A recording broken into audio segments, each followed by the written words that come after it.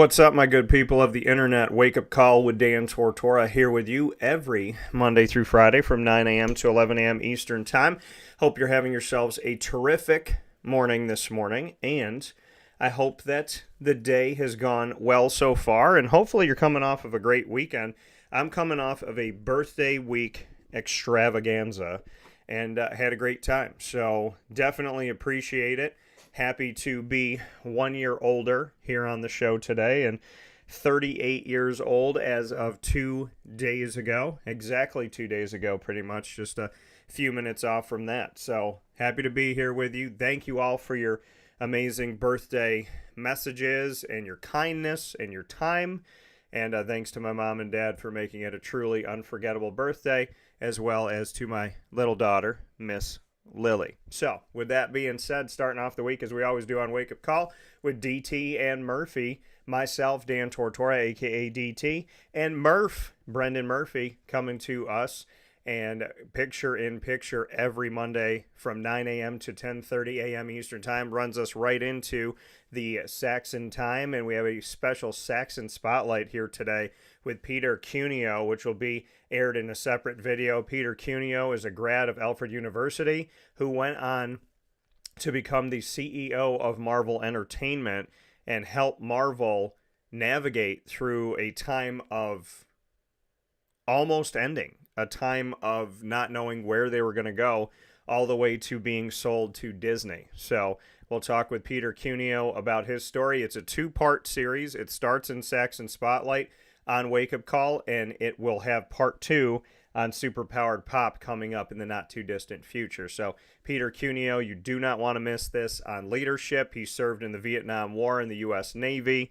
His story is really special, and him giving me his time is all too appreciated by me, very much appreciated. So make sure you check that out this morning at 10:30 a.m. Eastern Time. With that being said, wherever you are, thank you so much for being with us on Facebook.com/WakeUpCallDT, YouTube.com/WakeUpCallDT, and on WakeUpCallDT.podbean.com worldwide, Monday through Friday from 9 a.m. to 11 a.m. Eastern Time.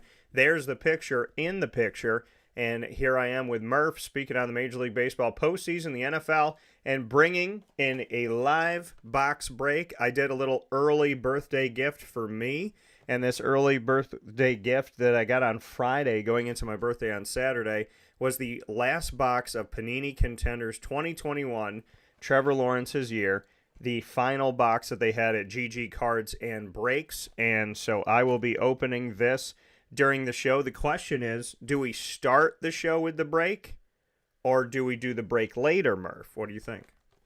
I think we start the show with the break. Start the show with the break. I think there's some birthday mojo in there. I think we need to see some Trevor Lawrence rookies in there. Yeah, You've still never pulled one, right? I have never pulled a Trevor. Well, have I pulled a Trevor rookie?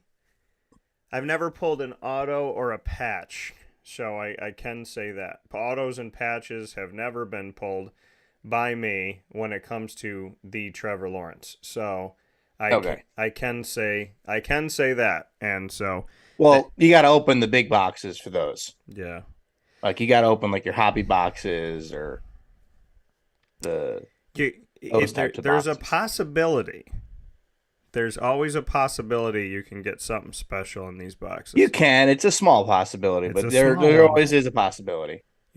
So you're saying there's a chance type of mentality. So you say there's a chance. So Panini Contenders got it at GG Cards and Breaks. Want to give them a shout out. 639 Delmar Place in Syracuse, New York, right off of Teal Ave.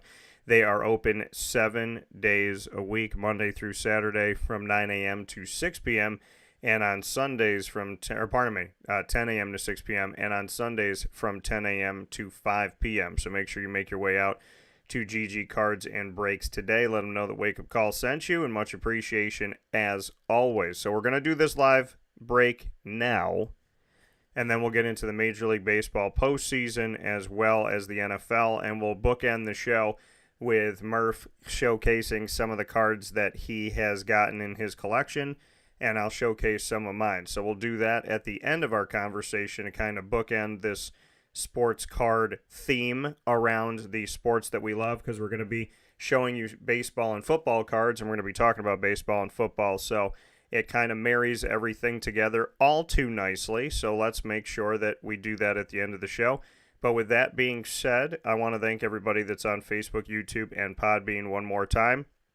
And it is time, speaking of time, for us to get into this box break. So without further ado, I've been very patient about this, and now it's time for us to get it done. So here we go. Here we go with the box break. I think there's something in there. I hope so.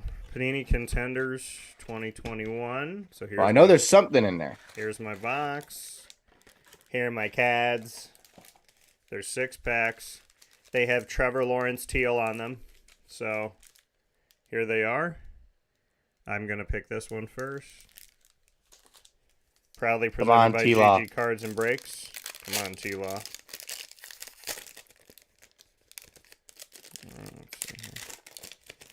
Let's see. Pardon.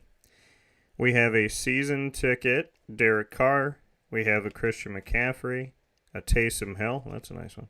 Jerry Jeudy, DK Metcalf, DJ Shark, and we have a Chain Movers, Delvin Cook. Which one do I want? Who the Jets will likely trade. Yeah, probably. All right, let's see what else. He hasn't been as good as we hope. The Vikings must have known something. Yeah. I mean, he hasn't been terrible. He just hasn't really done anything. D-Hop Tua. By the way, I love how these cards are. Me and Murph were talking about it before the show. That they look like a season ticket. Yeah, that they look like a season ticket, which are really cool.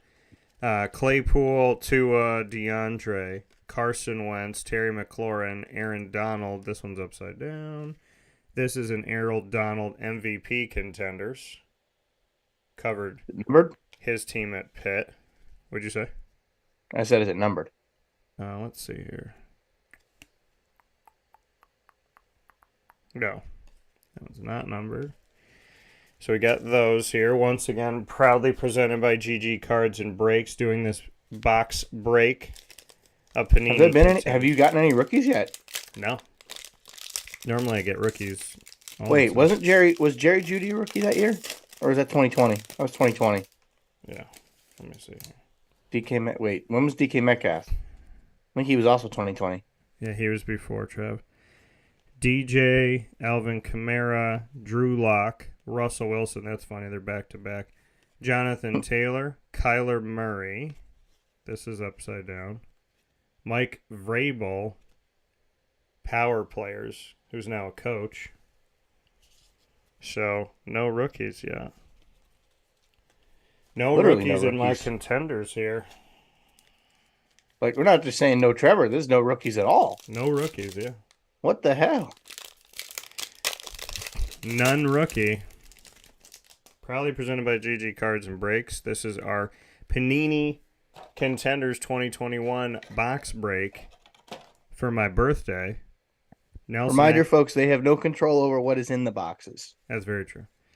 Dak, Nelson Aguilar, Ben Roethlisberger, Randall Cobb, A.J. Brown, Matt Stafford.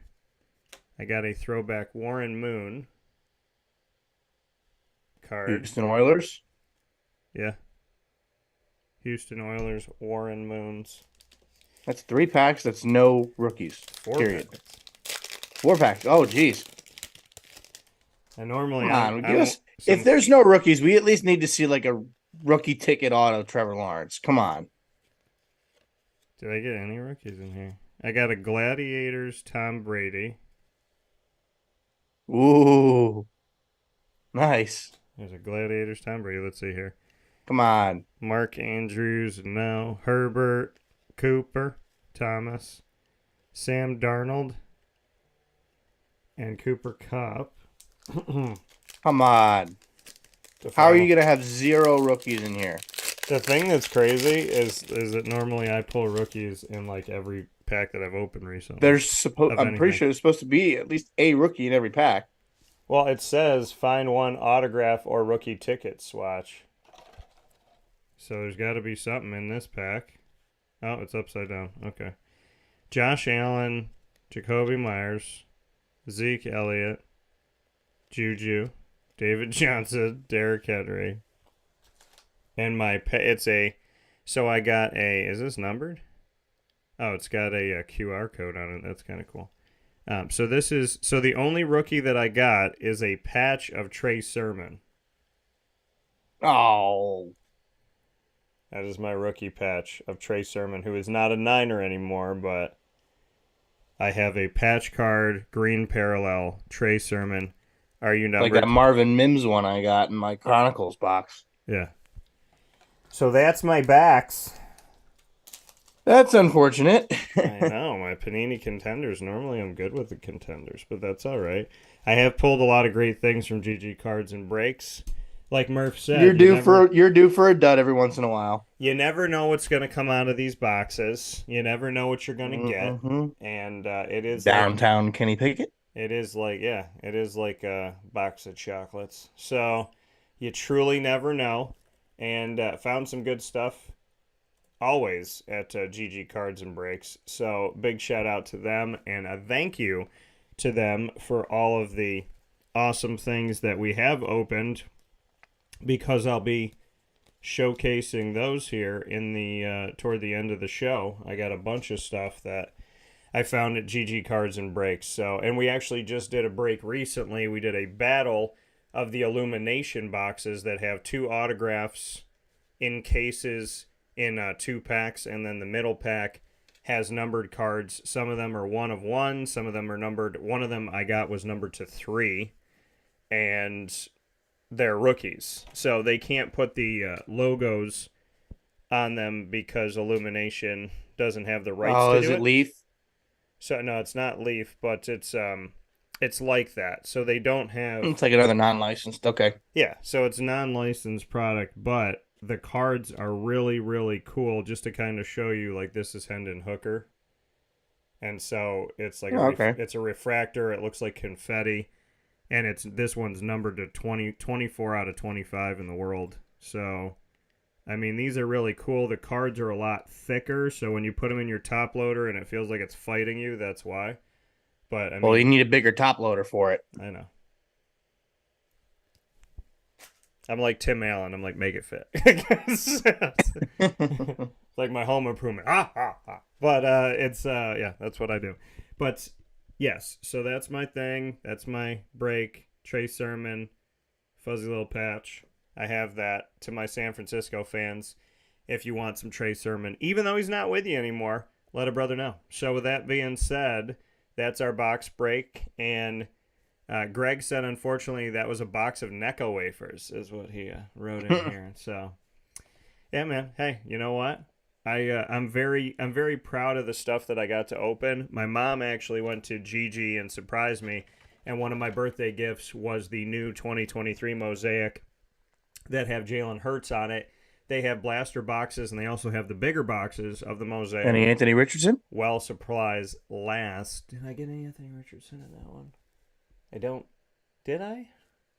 I know I've pulled a couple Anthony Richardsons recently. You pulled more than me. Well, all the Anthony Richardsons I just sent in to get graded were all stuff I had to buy. Yeah, no, I pulled a couple Anthony Richardson rookies. So, yeah, I'll have to show that box later on in the show because Mom got me some of those 2023s. And if you would like to get your 2023 Mosaic, you need to get to GG Cards and Breaks ASAP because they can run out of stuff very quickly due to how awesome you are in the community. So head off to 639 Delmar Place in Syracuse, New York, right off of Teal Ave, Monday through Saturday from 10 a.m. to 6 p.m. and on Sundays from 10 a.m. to 5 p.m. So I would suggest you getting your tail over there today because you never know when this is going to run out. But they did just get a shipment in a Mosaic, so while supplies last, they are currently there. But they may not be there all day today, so make sure you get over there.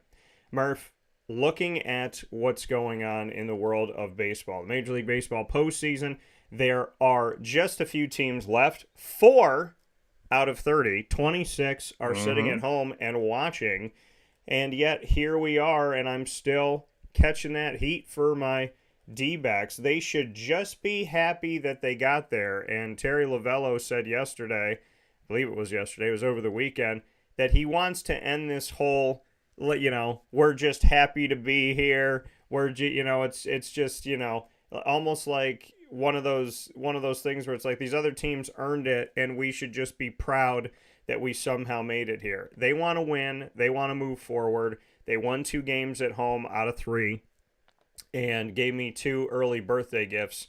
And now they're in a place where they have to win both in Philadelphia after losing their 3rd one at home. So they're down in the series 3-2, but this series could have been over. Your thoughts on the Diamondbacks? It seems like still the team that people spend the least amount of time speaking about. When I watched the broadcast for the wild card as well as the NLDS, it seemingly took forever for them to even get to the highlights or mention the Diamondbacks, and now they're still saying all these games in after everything that they've done and all the excuses that they gave the Dodgers and all this garbage. There's still the conversation of they should just be happy to be there. And I'd love to get your take on the Diamondbacks, since I don't feel like my team has been always given the respect that they deserve. The Diamondbacks, bottom line, are just playing with house money right now. They were not expected to make any sort of deep run. I didn't even expect them to make the playoffs, let alone make this deep of a run to the NLCS. To me, it kind of feels like the Jaguars the year they went to the AFC Championship game and lost to the Patriots and nearly went to the Super Bowl. That's kind of what this feels like. It's not a team that you were expecting to be there. They weren't even expecting to be there. They're young. They're going to be back. So they're just playing with house money right now. If they get to the World Series, great. If they don't, it was still a hell of a year. And it was still a great accomplishment. Obviously, I know as a fan, they might say that that's a little bit, disrespectful towards the team. But it's just, it's just one man's opinion, just thinking about where they're at. I mean, even the year, I'll use my guys as an example. Even the year the Mets went to the World Series. Yeah. They weren't expected to be there. They got past the Dodgers, and then they were playing with house money, and they swept the Cubs to go to the World Series. You got to the World Series, they're playing with house money. Did I expect them to win? Yes. But they lost. Did they ever make it back? No. With that team. But that's okay, because I think they can make it back in the future. The bottom line is that Diamondbacks team is a team that will be back. They're too young, too good to not be there again.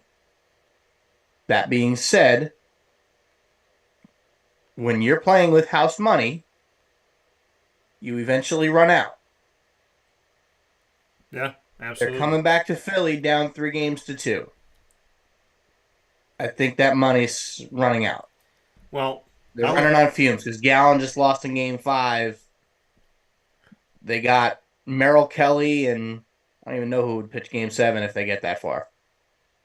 So I don't expect them to win the series at this point. I told you during the week last week, if they did not come back to Philly up 3-2, they were not winning. Yeah. They came down to Philly down 3-2. It's going to be very hard for them to win 2 games in Philly. Phillies fans are crazy. So it is going to be very difficult for them to win 2 games in Philadelphia. I don't see it. I honestly think it ends tonight. I think it's over tonight. I think the Phillies win the series tonight. Well, this is how I look at it. The Diamondbacks, again, given no credit, given no justice, given no anything, just be happy to be there. Just be happy that you got in. They have worked their tails off. They've played a heck of a postseason, and I'm not ready to say die yet on them. They swept the Brewers. I feel like I was one of the only people that picked them to win that series. Not only did Woodruff being hurt didn't help them. I will say that. Right. And they beat Corbin Burns in Game 1, so that was that. And then sweeping the Brewers, they went on to sweep the Dodgers, which I'm very confident that many, if anyone, nobody had that for the most part. I would imagine, especially a sweep. And That now, Dodgers team was not built for the postseason. They kind of ran through two what I would argue are easy-ish opponents. yeah, They knew if they can win game one, they were winning the series. Because game one against the Brewers, you had Corbin Burns. If you got past Corbin Burns, you were winning the series because you did not have to face Brandon Woodruff. If you beat Clayton Kershaw, which they knocked him out in the first inning, you beat Clayton Kershaw, their 2 and 3 are not good. You can win that series easily. Phillies, different story. That Phillies team is built for the postseason, as we've seen. And it kills me to say that because I hate the Phillies. But this is just like what the Phillies had problems with last year. The Diamondbacks have run into a buzzsaw in the Philadelphia Phillies. Just like the Phillies ran into a buzzsaw in the Astros in the World Series last year. That's honestly just kind of the way it is. well, and this is how I look at it. Phillies are a good team. There's no denying that. Phillies are a strong team, and they are a team that in the postseason seem to catch fire. It's these last couple seasons, if they make it into the postseason, they're right where they need to be. They turn it on even more, and they move forward. And they have been incredible. There has been a lot of success from the bats, obviously not just named Bryce Harper. You know, Trey Turner's had himself a day, Real Muto. There's been a bunch of talent on the Phillies. Alvarado is a thorn in the side of many. He annoys me every time he comes to the plate, and that's because I respect how good he plays. So Me to the mound. To the mound. I know what I meant. And I know what you meant. I know what you meant too. Yeah. So every time he comes to, yeah. Social media these days is so insane. They'd be like, Dan, you said one word wrong out of 370. We found it. Beep, beep, beep. So, that's why I made the quick correction because I knew what you meant. People are nuts. People are nuts. Can we just say that? The annoying moment of the week is on Friday. But you whack job people who live in your parents' basement who have nothing going on in your life, do something called 3 letters, 1 word, try. Try to be successful. Try to follow your dreams. Try to have dreams. Try to do something. Because if you realize something, folks, to all of my internet trolls and my trolls in real life, all my AI trolls and my human trolls, when you actually try in life and you believe in yourself and you work towards something and you have faith in it and you move toward it, you realize you don't have time to attack other people. You also realize that you don't want other people to attack you, so you stop doing the crap that you were doing before because you realize it doesn't feel nice and you don't like it. So to the people that are successful in life, to the people, and what I mean by successful, chasing your dreams, trying, going after it. The positive people, we don't have time to come attack the negative people or to be negative. And to the people that are working hard, we don't genuinely have any time to see what you're doing and criticize you for it because we're working too hard. So to everybody that's being rude out there, condescending, disrespectful, and very ignorant and naive, yes, I got my predictions wrong this season in the postseason. Show me the overwhelming majority who didn't, and because there's not one. And beyond that, I would say for all the predictions that I've gotten right over a decade of making them, I didn't get my flowers back then, and still waiting for my flowers for the 2003 championship for the Syracuse Orange, where I was one of 2 people in my school that picked them to win the championship, and I got laughed at for 4 or 5 weeks. So, yeah, internet trolls, real trolls in real life, be kind, and if you actually try in your life, you're going to realize that those of us that try don't have time to deal with those of us that don't because you're not worth it. So, with that being said, to the Diamondbacks, I'm going to say something that, again, probably is not going to be said around this country unless the Diamondbacks are saying it. The whole house money thing, they're playing with house money. They should just be happy to be there, whatever. They are a team, and the house money side of it is, yes, they're not a team expected to win. The Phillies came with fire.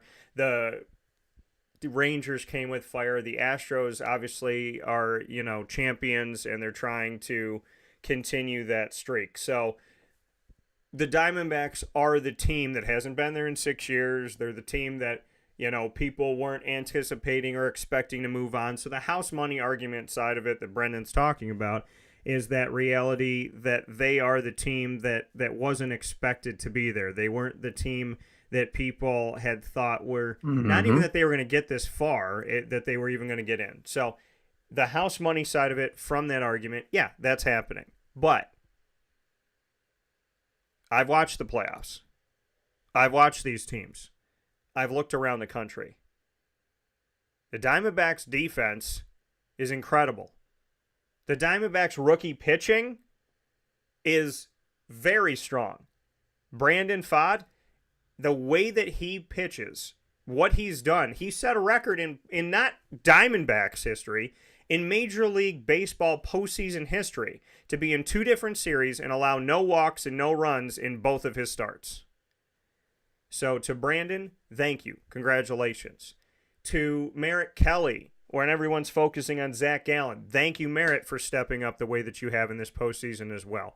Thank you to one of the best closers that I've seen in baseball in a long time with my guy Sewald. Thank you to Gabriel Moreno, who has been hit in the back of the head, who has been hit in the hand, who has gone through every series has had some type of potential injury to keep him out of the series, and he continues to fight and stay in. So to Moreno, thank you for everything you do. Corbin Carroll, thanks for being our Rookie of the Year. You're freaking awesome. Luis Gurriel, as well as Perdomo and Ketel Marte, who has a streak of hits game by game by game by game, and I think it's the second longest streak in Major League Baseball history for someone who's playing in their first ever postseason. This team, and to Terry Lavello for the way that he manages this team, to the bullpen when 7 of them are called on in one game. The Arizona Diamondbacks might have been the team you didn't think about, but I hope you're thinking about them now because their pitching is there, their defense is there. Longoria, my goodness, a decade in, and he's saving opportunities from anybody. I'll still go back to one of the plays he made early in this postseason when he grabbed the ball by third base, just grabbed it out of midair, jumped up, got it, and not protected 1 run, protected at least 1, if not 2 runs from coming in. They have shined in moments where they've been down. They have attacked first. They've responded.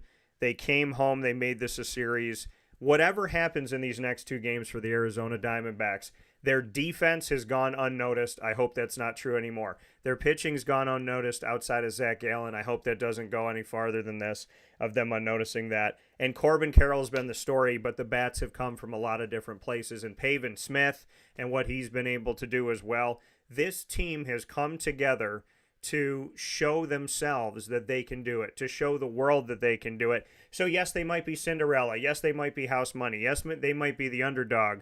But the Arizona Diamondbacks have proven something. They can play defense, they have good pitching, and their bats can hang with anybody.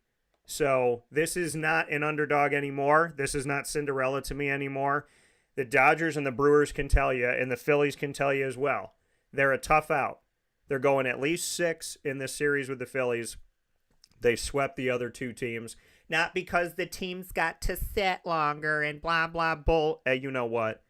The Diamondbacks had to play. They had to earn it. They had to do it all the way through the season. Arguably had the worst schedule the last 15 games for the series that they had to win because of the teams they had to play that were either ahead of them in the postseason tracker or they were already going to be in the postseason leading their division. The Arizona Diamondbacks had one of the most difficult roads to get to the playoffs. They got to the playoffs.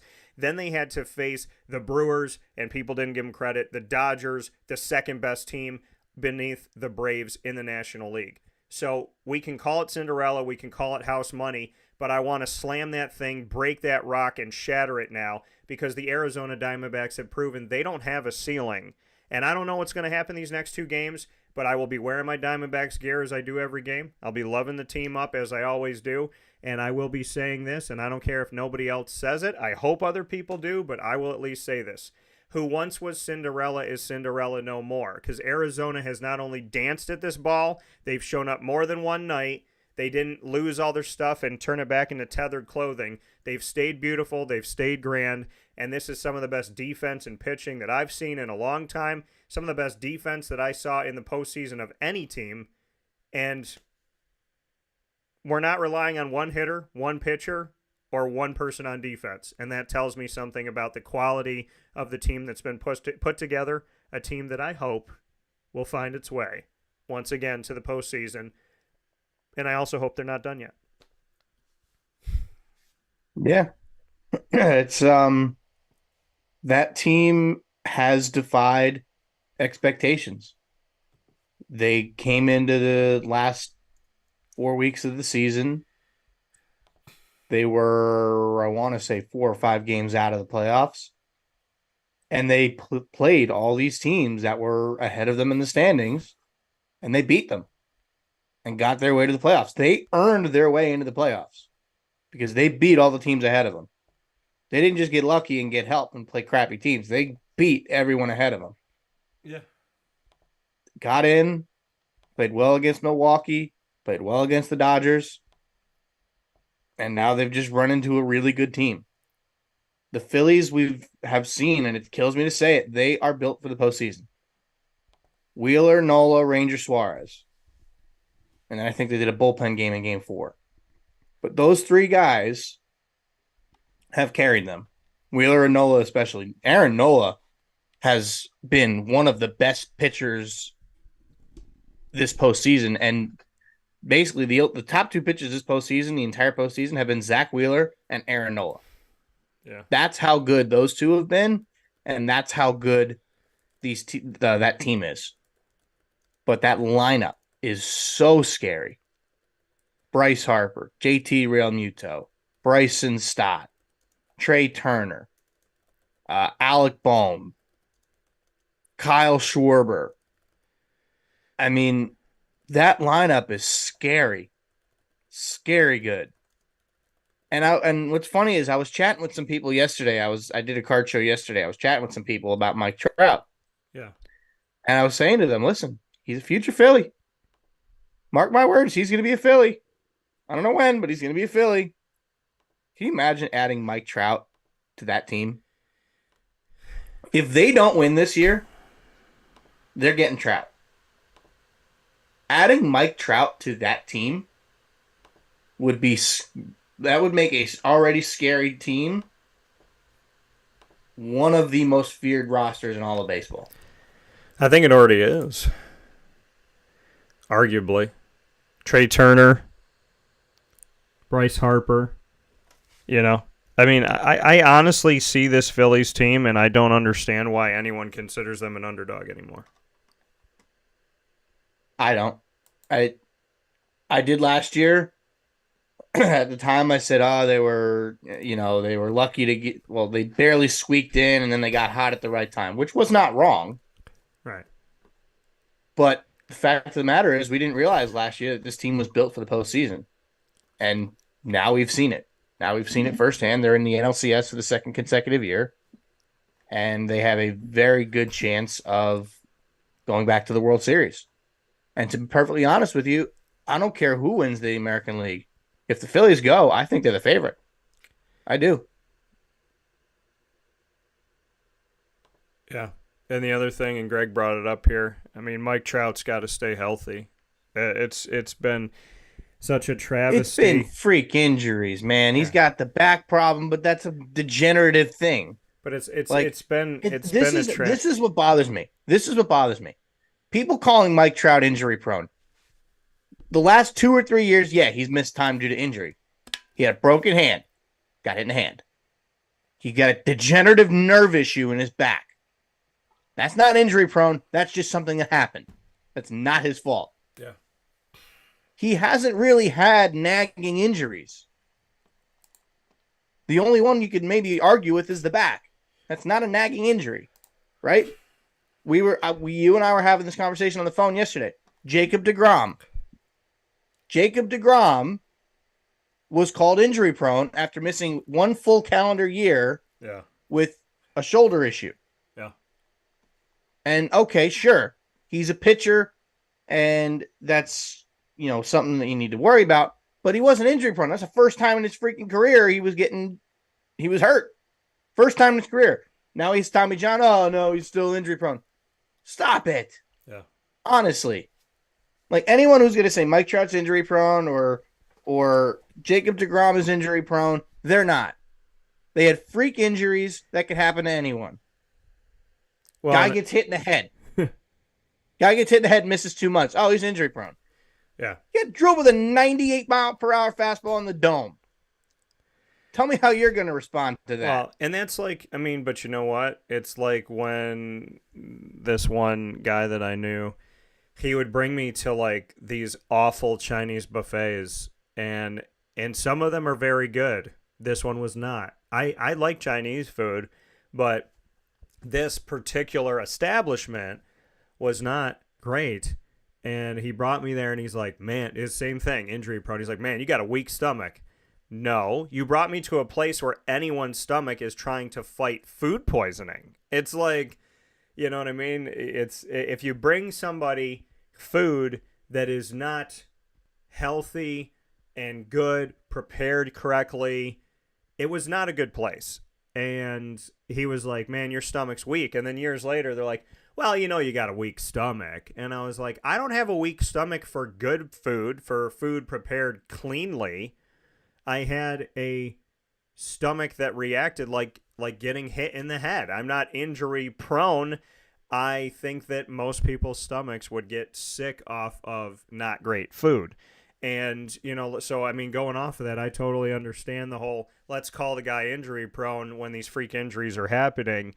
The reality of it all is people go through stuff, right? Are we going to say Shohei Ohtani is injury prone? Are we going to say, you know, I mean, people aren't sitting there saying that. They're saying we hope he gets back, right? But things happen. People are trying to say that he can't pitch again. Right. Like, stop it. But people have 2 Tommy John surgeries all the time. Right, but this is the thing. And people are having Tommy John surgery when they're 14 or 15 years old. You're right. This is the thing that's happening, okay? We live in a negative society, and we live in a society where the sky is falling. There has to be drama and suspense. Because if Shohei Ohtani gets injured and we're silent and he comes back fine, well, then what do people do for the next few months?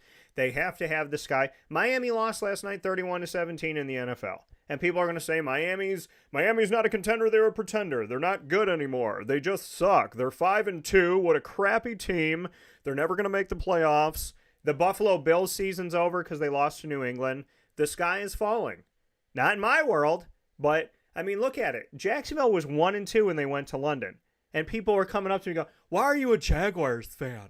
Why do you like the Jaguars? And I was like, we're 3 games in. 3. And if we lose all year long, still a Jaguars fan.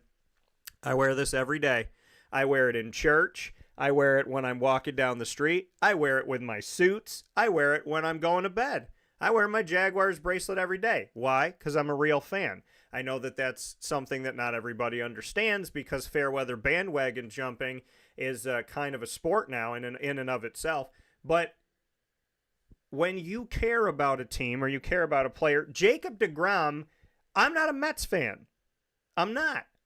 Now, I'm sympathetic to the Mets, but I'm a Diamondbacks fan. If they're playing me, I want to beat the Mets. I want to beat everybody in front of us. But do I cheer for the Mets when they're not playing the Diamondbacks? Sure, absolutely. I want the Mets to win. But who made me a Mets fan? Jacob deGrom. Jacob deGrom. Now, I'm going to shout out a friend of mine that kind of led me in that direction, Janice, because she's a Mets fan, but Jacob deGrom is who I took to, and Pete Alonso. I want Jacob deGrom to play every game. I want Jacob deGrom to be healthy. I want Jacob deGrom to go out there and have a wonderful time and have a fantastic career. Because I just do. Because I cheer for people. And I want people to succeed. Not just myself, but other people. And I want Shohei Ohtani to come back. I want the Shohei Ohtani sweepstakes to go on all summer. I want to be able to go. I want it to go on. I want it to go on so we can talk about it and we can see it. I want there to be a sweepstakes, Murph. I don't want it to drag into February. No, Does everybody remember when Harper and Machado were free agents? I want Neither one of them signed until spring training. Right. I'm not that saying that wasn't a sweepstakes. That was just torture. Right. I'm not saying I want it to be that. I want it to be the season ends and bring me through the winter, and let's have a conversation about Shohei Ohtani. I want him to sign somewhere in the year 2023. Whose by the end of the year tree is he going to be under, right? But Shohei Ohtani, Arizona, let's make a push. Let's all do it. But Ohtani, to me, I'm excited for him. I want him to get healthy. The sky is not falling in my world, and that's just how I look at it. Shohei Ohtani, I hope the best for you. I hope you heal immediately. I hope you get better. I hope you heal completely and for good, no matter what, through God. And I hope you handle well whatever comes your way. That's always my prayer for everybody. It's my prayer for you, Shohei. So in the baseball world, and in any world, the whole sky is falling thing, right? Arizona ties the series 2-2. And it's silent because the people that hate and disrespect Arizona have nothing to say. The Phillies fans are all about it. The Phillies fans are a little nervous, right? And then I was rooting for Arizona. Some people, right? You I am. Right? No, you are. I'm saying some people see 2-2, and they're like, "Uh-oh, I got to keep my hate mouth shut because my hate mouth is gonna make me look stupid right now. So I got to delete all the posts I put on Facebook and pretend like I didn't respond to all these things to these posts that I put up." Some people were happy, like yourself. Some people were silent because they're negative. And then other people, Philly fans, were probably a little bit concerned. Then 3-2 happens and people are like, "Oh, well, it's over now. Back to hating the Diamondbacks again." And it's like... But you know why they say that, though? Because they're going back to Philly. They say that because they're going back to Philly up 3-2. Right. If they're going back to Philly down 3-2, they'd be worried. Right. If they're going back to Philly up 3-2, which they are, you can't blame them for being no. And listen. For being I know whoever was 3-2 is going to feel good because you got the teams back against the wall, and all you got to do is win one game. I get it. Because if Arizona had done it, I would have felt really good about going back to Philly. But because you only got to win one game in Philly. Now you got to win both in Philly. It's it. But I'm not going into this game tonight going, "Okay, this is the last one.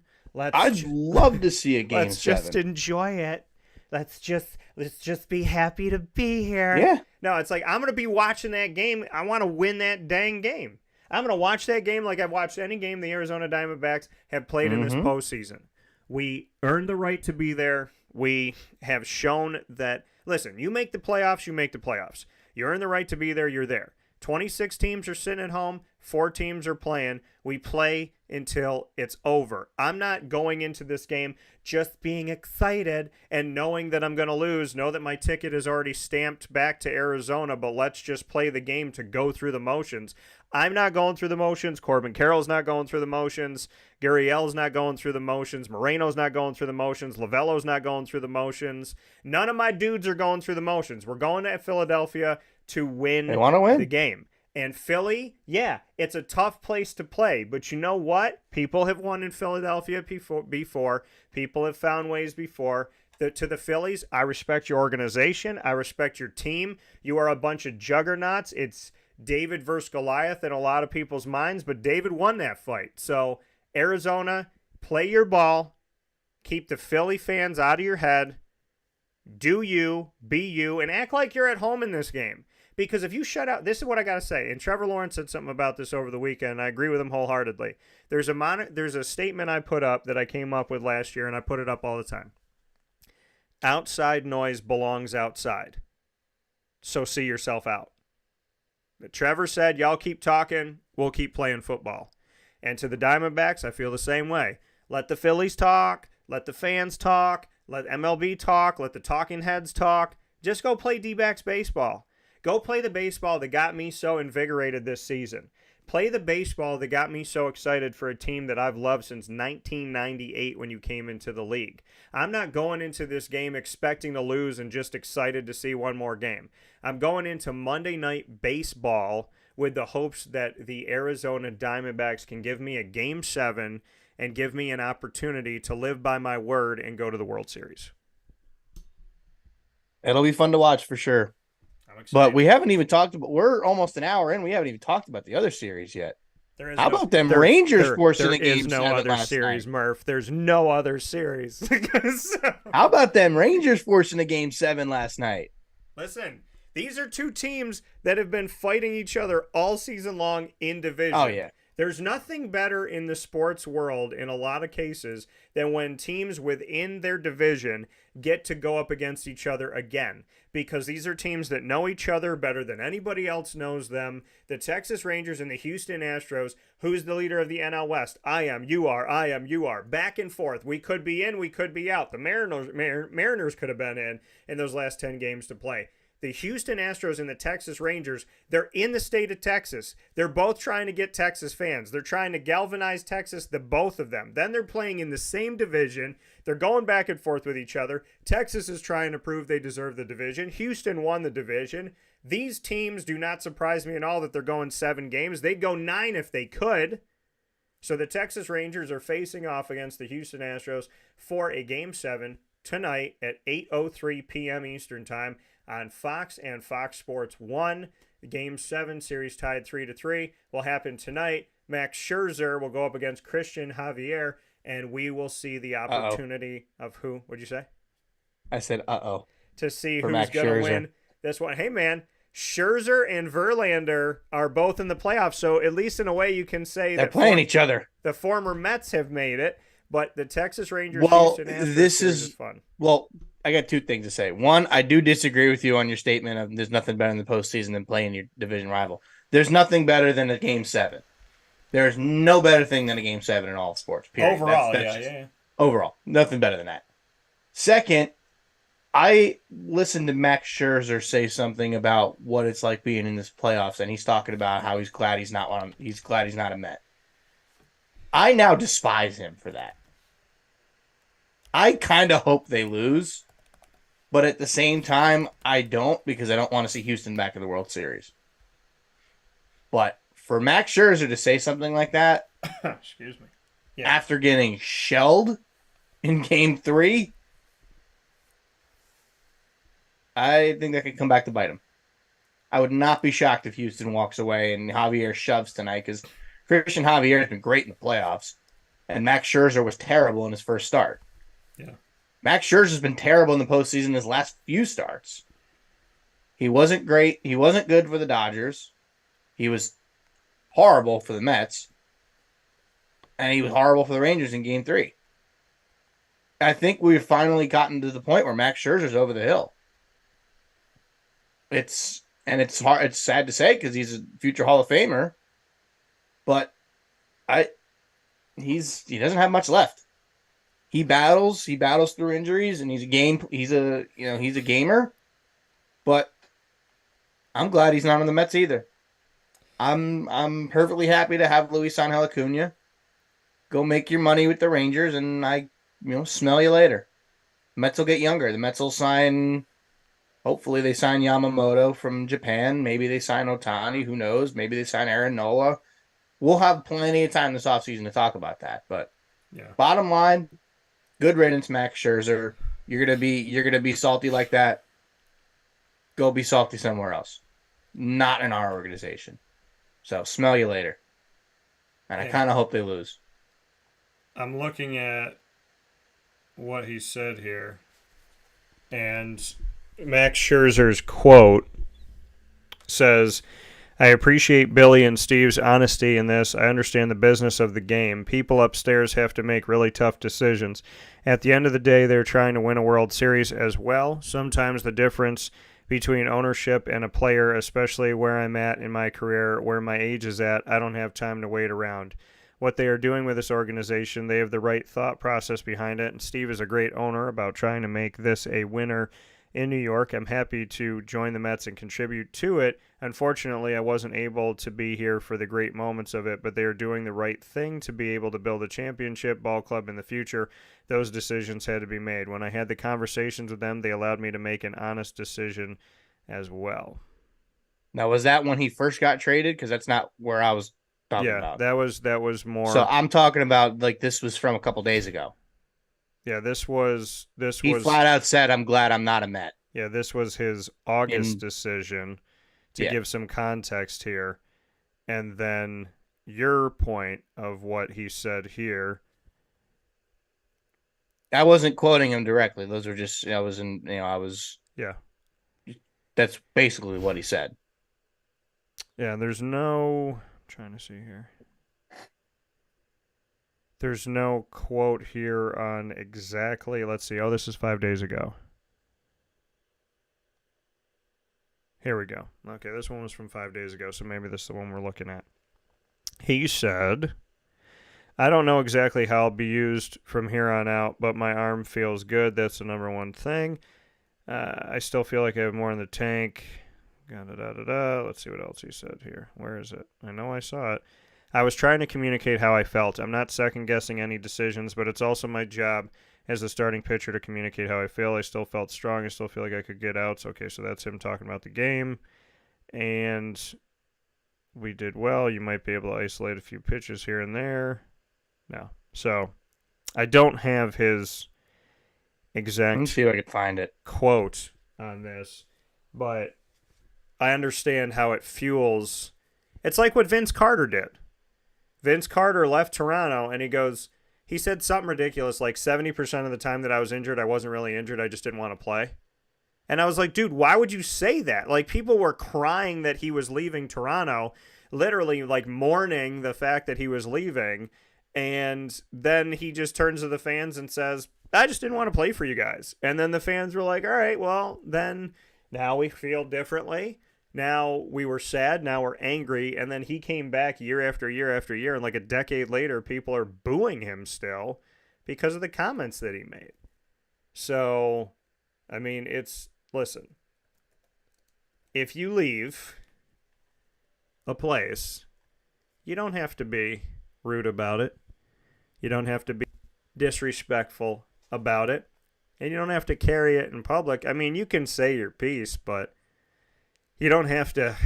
I don't know. I feel like when Vince Carter did it, he literally kind of screwed himself because the fans were sad and then they became defensive. So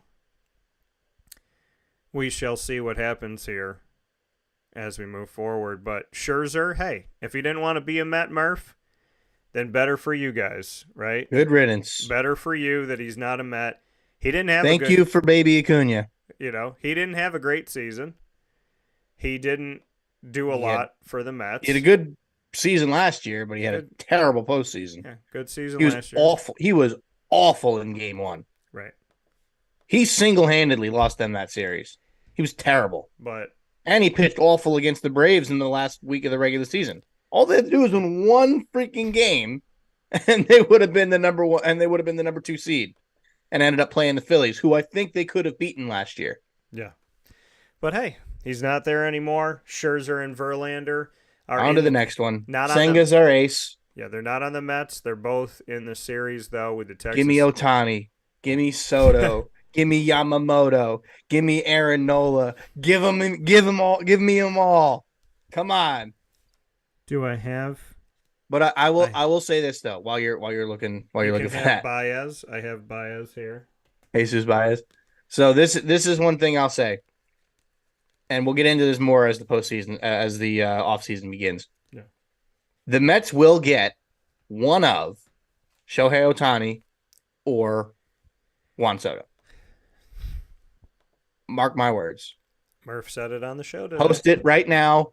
Monday, October 23rd at 10:03 a.m. 10:03 a.m. October 23rd, 2023. The Mets will get one of Juan Soto or Shohei Ohtani. If Ohtani wants to come east, which there's been rumblings that he might, he will be a Met.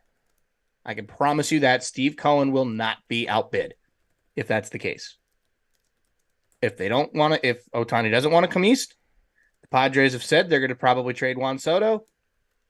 The Mets just got all these prospects from trading Scherzer and Verlander. Use them to go get Soto. Yeah. Go get Soto and extend him.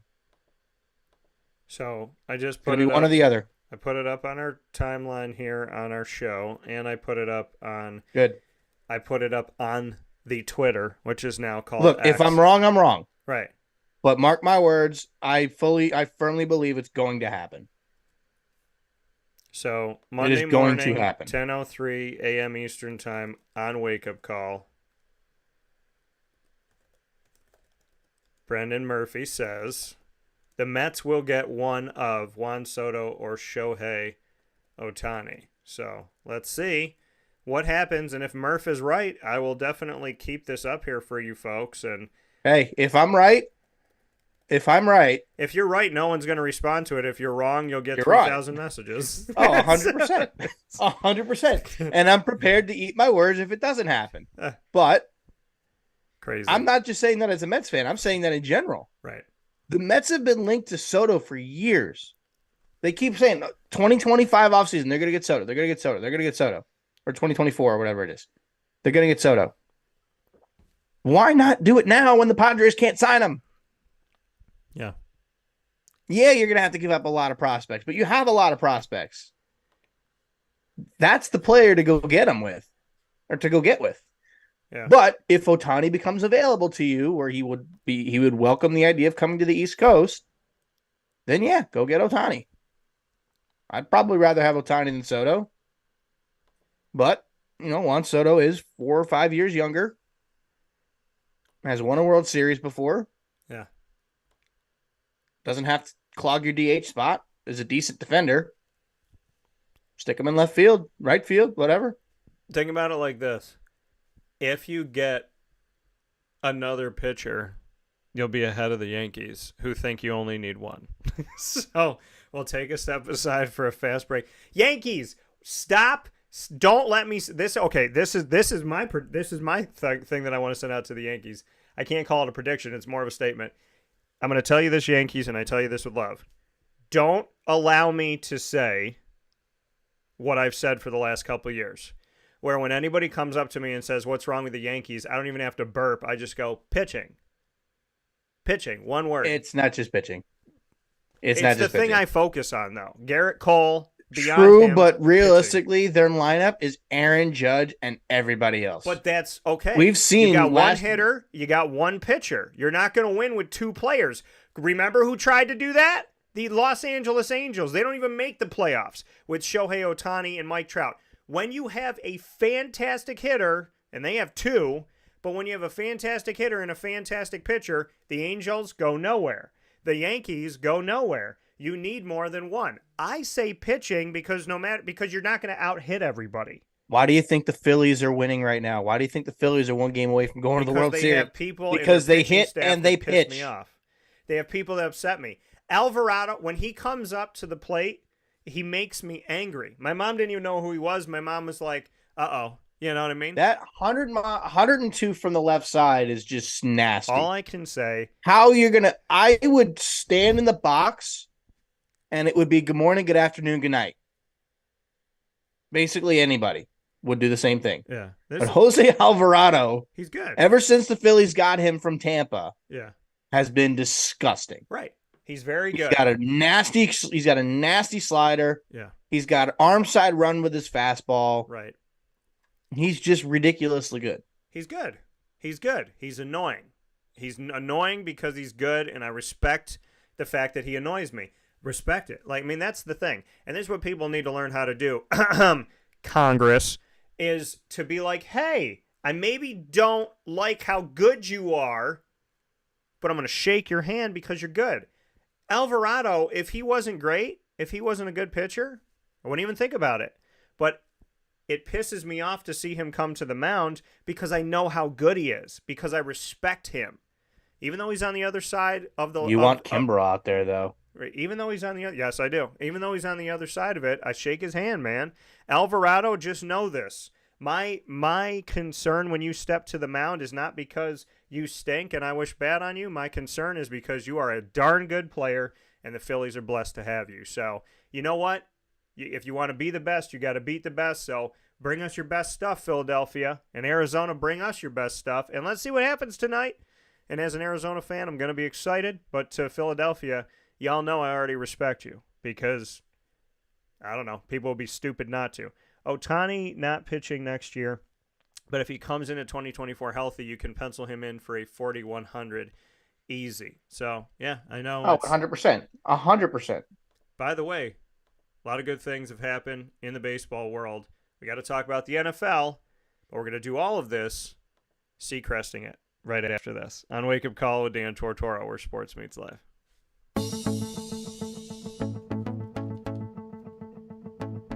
Avicoli's, located on the corner of Route 57 and Wetzel Road in Liverpool, New York, has been your trusted neighbor for decades. Located just steps from Liverpool High School, we're happy to have the Liverpool Warriors on-site, on-location broadcast at Avicoli's through Wake Up Call with Dan Tortora every single month, featuring student athletes, coaches, and administration throughout the year from Liverpool High School. Head out to Avicoli's today on the corner of Route 57 and Wetzel Road in Liverpool, New York, open Tuesday through Sunday for lunch, dinner, and drinks. We'd love to see you out there, and of course you can call them at 315-622-5100 for takeout, delivery, and catering. That's 315-622-5100, and also find them on myavicolis.com. That's myavicollis.com.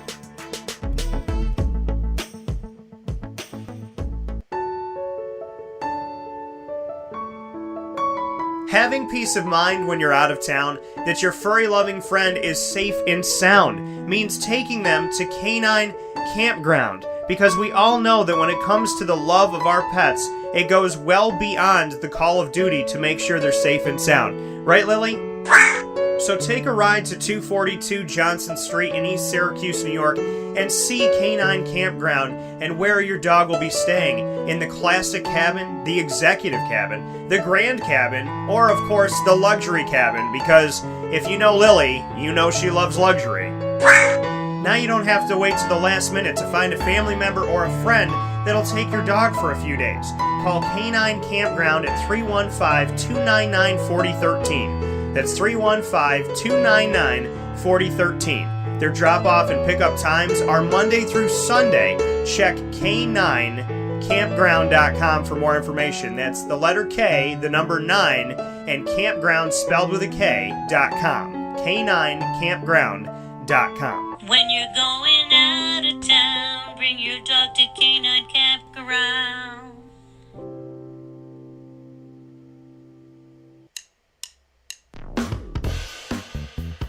PB&J's Lunchbox, the food truck that you love finding all throughout central and upstate New York, now has a street-side cafe. So when you're craving their traditional favorites as well as their out-of-box amazing menu items, you can now head to 663 Old Liverpool Road in Liverpool, New York. Located just minutes from the highway, the Thruway, Destiny USA, and Onondaga Lake Parkway, PB&J's Lunchbox Street-Side Cafe is there for you Monday through Saturday from 9 a.m. to 7 p.m., serving breakfast, lunch, and dinner all throughout the day. Get breakfast for dinner, dinner for lunch, whatever you fancy, including their award-winning grilled peanut butter and jelly sandwich. Find them at 663 Old Liverpool Road in Liverpool, New York. PB&J's Lunchbox, where we love to know what's in your lunchbox.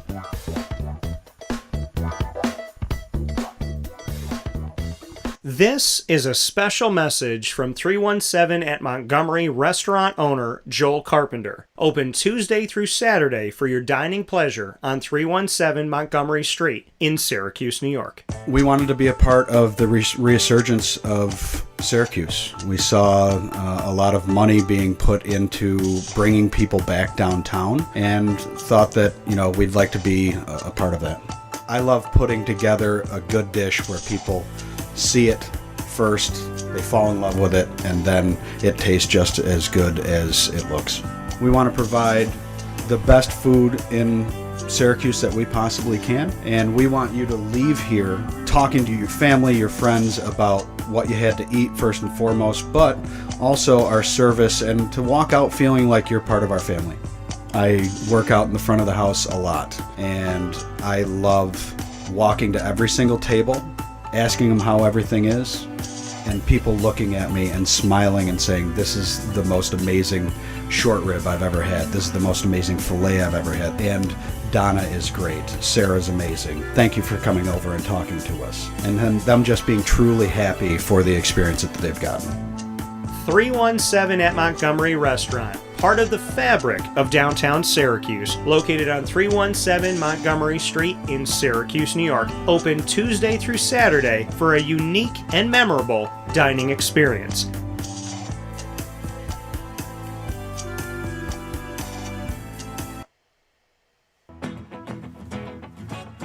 Hi, this is Amy from Mother's Cupboard, home of the whole frittata. We are open daily 6 a.m. to 1:30 p.m. For takeout orders, call 315-432-0942 and tune in to Wake Up Call with Dan Tortora for our monthly food challenge and try our Wake Up Call signature menu item available 7 days a week. Here at Mother's Cupboard, we are Central New York, and it's our honor to serve you. Ma and Pa's Kettle Corn and Popcorn Factory remind us that every day is worth celebrating. Find them at 201 Old 7th North Street in Liverpool, New York. Open Monday through Saturday in-store and all the time online at maandpaspopcorn.com. Serving our Central New York community and beyond, you can order all throughout the country at maandpaspopcorn.com. And remember to get your tins, which have in-store half-price refills forever. Ma and Pa's Kettle Corn and Popcorn Factory, available to you for fundraising and all of your events by calling 315-450-6272. That's 315-450-6272. Ma and Pa's Kettle Corn and Popcorn Factory. How corny are you? This is Jimmer Sikowski, owner-operator of Chick-fil-A Cicero, 7916 Brewerton Road in Cicero, right in front of the Home Depot. I had a deep feeling that God wanted me to do something bigger with my life and to help people, help others. I kept putting Chick-fil-A in my life, and I realized as I was going through the franchise selection process that positively impacting the lives of others was really core to what we do here at Chick-fil-A. First of all, it starts with the food. The food is brought in fresh daily. We bring in local produce. We prepare to order in the kitchen. We hand bread our chicken. We hand spin our milkshakes. It's great food. It doesn't taste like fast food. I think the second thing is the way people feel when they come in a Chick-fil-A restaurant. It's different. We try to treat people with intentional kindness here, which is very different and deeper than good customer service. And so I think it feels remarkable for most people to come in a Chick-fil-A restaurant. And then lastly, the impact that we try to have in the community is very different. It's a big part of the expectation of every operator of a Chick-fil-A restaurant is that they're actively engaged in their community, they're a leader in the community, and they're making a difference. When they realize that what we're striving to do is to shine a little light in their life, that's a very, very different experience than you will have in any other quick service restaurant. And it's that remarkable experience that I think people will emotionally connect with. Welcome back here to Wake Up Call with Dan Tortora, hanging out with you where sports truly meets that thing called life. And here, picture in picture with Murph, as DT and Murphy bring you your start to your week every week on Wake Up Call with Dan Tortora. So with that being said, we talked about baseball, and we have a full slate tonight. The 4 teams are in action here on Monday, October 23rd. I will be at the Wildcat Sports Pub. Danny is a Phillies fan. I am a Diamondbacks fan, and we will both be there together tonight at 6 p.m. because it's during the series, which will probably be played behind me on the big old television. We're going to be there with West Genesee football tonight doing our West Genesee Spotlight Series for Wake Up Call with Dan Tortora, as we've done for 8 years now. So I'll have Joe Corley and the football team there. And then, of course, I'll also be watching Arizona at Philadelphia tonight. I hope you will be too. 5:07 p.m. Eastern Time on TBS. And that will be followed at 8 o'clock. Texas at Houston on Fox. Texas and Houston, this is for all the marbles. It is Game 7 with the series tied 3-3. And if Arizona ties the series tonight, they will play tomorrow night at 8 o'clock. If they lose tonight, then the series will end tonight. Here's hoping for an October 24th Game 7. So, any final words, Murph, before we jump to football? I got to turn my mic on first. Let's go D-backs. That's right. 3 of the best words that Murph has ever said to me in his life. So, let's go. But let's hope for the Diamondbacks tonight. I'm hoping for you all. I'm pulling for you all. And as an impartial broadcaster, I respect everything Arizona's done and everything Philly's done to get to where they are right now. It is time for Game 6 in just a few hours. Go Diamondbacks. So I will be wearing my, I was asked by Greg, will I be wearing my Arizona stuff tonight? My dad got me a dugout jacket for my birthday and a postseason Diamondbacks hat. Yes, I will be wearing my gear tonight. And I think Danny's probably going to flip me off.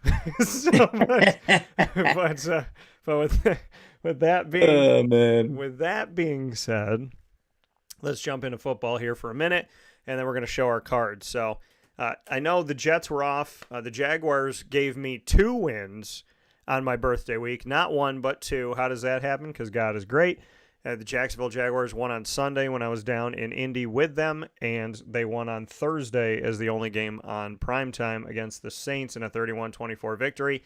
The Jaguars are 5-2, their best start since 2007. They are on a 4-game winning streak, and they still got some game to be played here before they head into their own bye week. The Jets were on a bye week this week, coming off of the fact that the Jets have done a lot to show who they are and what they can do in a division that's completely out of whack. The Dolphins are 5-2, the Bills are 4-3, the Jets are 3-3, the Patriots are 2-5, and now all of a sudden with some goings on here, this division is potentially more wide open than it's been all season long to start things off, with the Jets getting a victory over the Eagles to go to 500. They're on a 2-game winning streak. Thoughts, Murph? Buffalo, what happened? How do you lose to the Patriots? They suck. My God. I just had to say that. No, but yeah, I'm at the card show yesterday, and someone's telling me that the Buffalo's losing to the Patriots. I'm like, wait, what? I'm like, what are you talking about? They're losing to the Patriots, and sure enough, they lose to the Patriots. Yeah. So the Jets did too. If we are going off of recent events, the Patriots are the team to beat in the AFC East. They beat the Jets and the Bills this season. Who beat the Bills? Right. They beat the Jets. Therefore, the New England Patriots are the best team in the division. It's just crazy. But yeah, the Jets beat the Bills, who beat the Dolphins. Right. Therefore, the Jets are better than the Dolphins. Also, that's the whole Jets A equals B, B equals C, so A equals C. Who beat the Dolphins. Therefore, the Jets are better than the Dolphins. So we'll see. If that holds true, then the order of teams in the division should be Patriots, Jets, Bills, Dolphins. And that is something that we've seen a lot in the last 2 decades. Yeah, this has been really crazy. Normally, the Patriots were the team to beat, and the Jets would steal one, or the Bills would steal one, or the Dolphins would steal a game that people didn't think that they would win. Now it's the opposite. Now it's if the Patriots win, they're the ones that are stealing a victory that people didn't think that they would have. But here we are. Yeah. This division is wide open. I think one of the best sound bites ever on Wake Up Call is what Murph just led with. Buffalo, what happened? You lost to the Patriots. They suck. Like that was probably. You gotta clip that. I am clipping that. So yeah, that was yeah. And of course, it was my birthday time. At 10:21 a.m. Eastern time, you had a severe dip in listenership and viewership. I wonder why. But yeah, a lot of Bills fans were like, sorry, Bills fans. Hey, listen. You know I'm a diehard Jets fan, so watching the Bills lose is always fun. Even though it was to the Patriots, who I hate more than the Bills. Yeah. I had a Bills fan message me yesterday and said, did you watch the game? I was like, no. Jaguars are off. I get to relax today. Like, oh my God. I did not care about football yesterday at all. It was great to watch. I was wheeling and dealing at the Sports Factory Card Show yesterday. So it was a great time, but I was not paying attention to any football. I did see that the Giants beat the Commanders, so that was pretty awesome. But I did watch some football when I got home. Did you see how the Steelers-Rams game ended? The Steelers-Rams game. Yeah, I did watch. Well, yeah, we were talking on the phone. So I was like, oh yeah, that's right. Yeah. I think I had let you go right before the end of that game. Yeah. Did you see how the game ended? I was kind of paying attention to it. It was on in the background for me. So I That was was not a first down. I wasn't. He was short by Yeah. like a good 6 inches. Yeah, I wasn't. Let's see. I'm gonna play it right now in the studio because I want to watch it.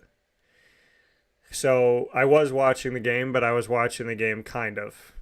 No, you were watching the Chiefs game too, but Yeah, I'll kind of describe it as that was the you're thing I had going. him So picture in basically, what happened was they ran a QB sneak on 4th down. Kenny Pickett slips, knee goes down well short of the first down.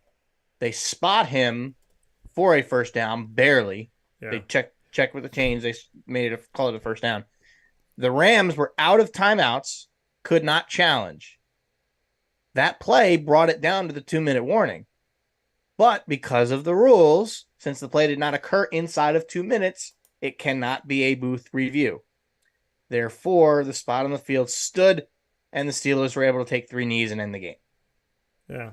The angle that I have on this one is a terrible angle that they provided on this site. I'm going to check it out on YouTube. But his knee was down well short of the line to gain. Like it might have been a foot short. Now here's the game highlights. Now I can go back and look. But, yeah, I mean, I remember seeing them spot the ball. I remember seeing the chain gang come out and give them the first down. I do remember that in real time. But I did not see where his knee came. Hey, but listen, that's historic, Murph. That's historic. Because when the Steelers played the Seahawks in the Super Bowl, the Seahawks had a tippy-toe touchdown in the back of the end zone that they called off, and Ben Roethlisberger's head passed the goal line, but the football didn't, and they called it a touchdown. And in that Super Bowl, if you flipped those touchdowns, the Steelers would have won. Or, pardon me, the Seahawks would have won. They gave it to the Steelers. Jalen Hurts was also short of the goal line last week, but they called that a touchdown. So, yeah, I want to look at this right now. Let me go to the end. Oh, here it is. also while you're Here it is. while you're talking about that, Yeah, you can't see it from this angle. I'm gonna bring something up about the Tampa Bay Buccaneers Go real ahead. quick. Can we get Kyle Trask in the game, please?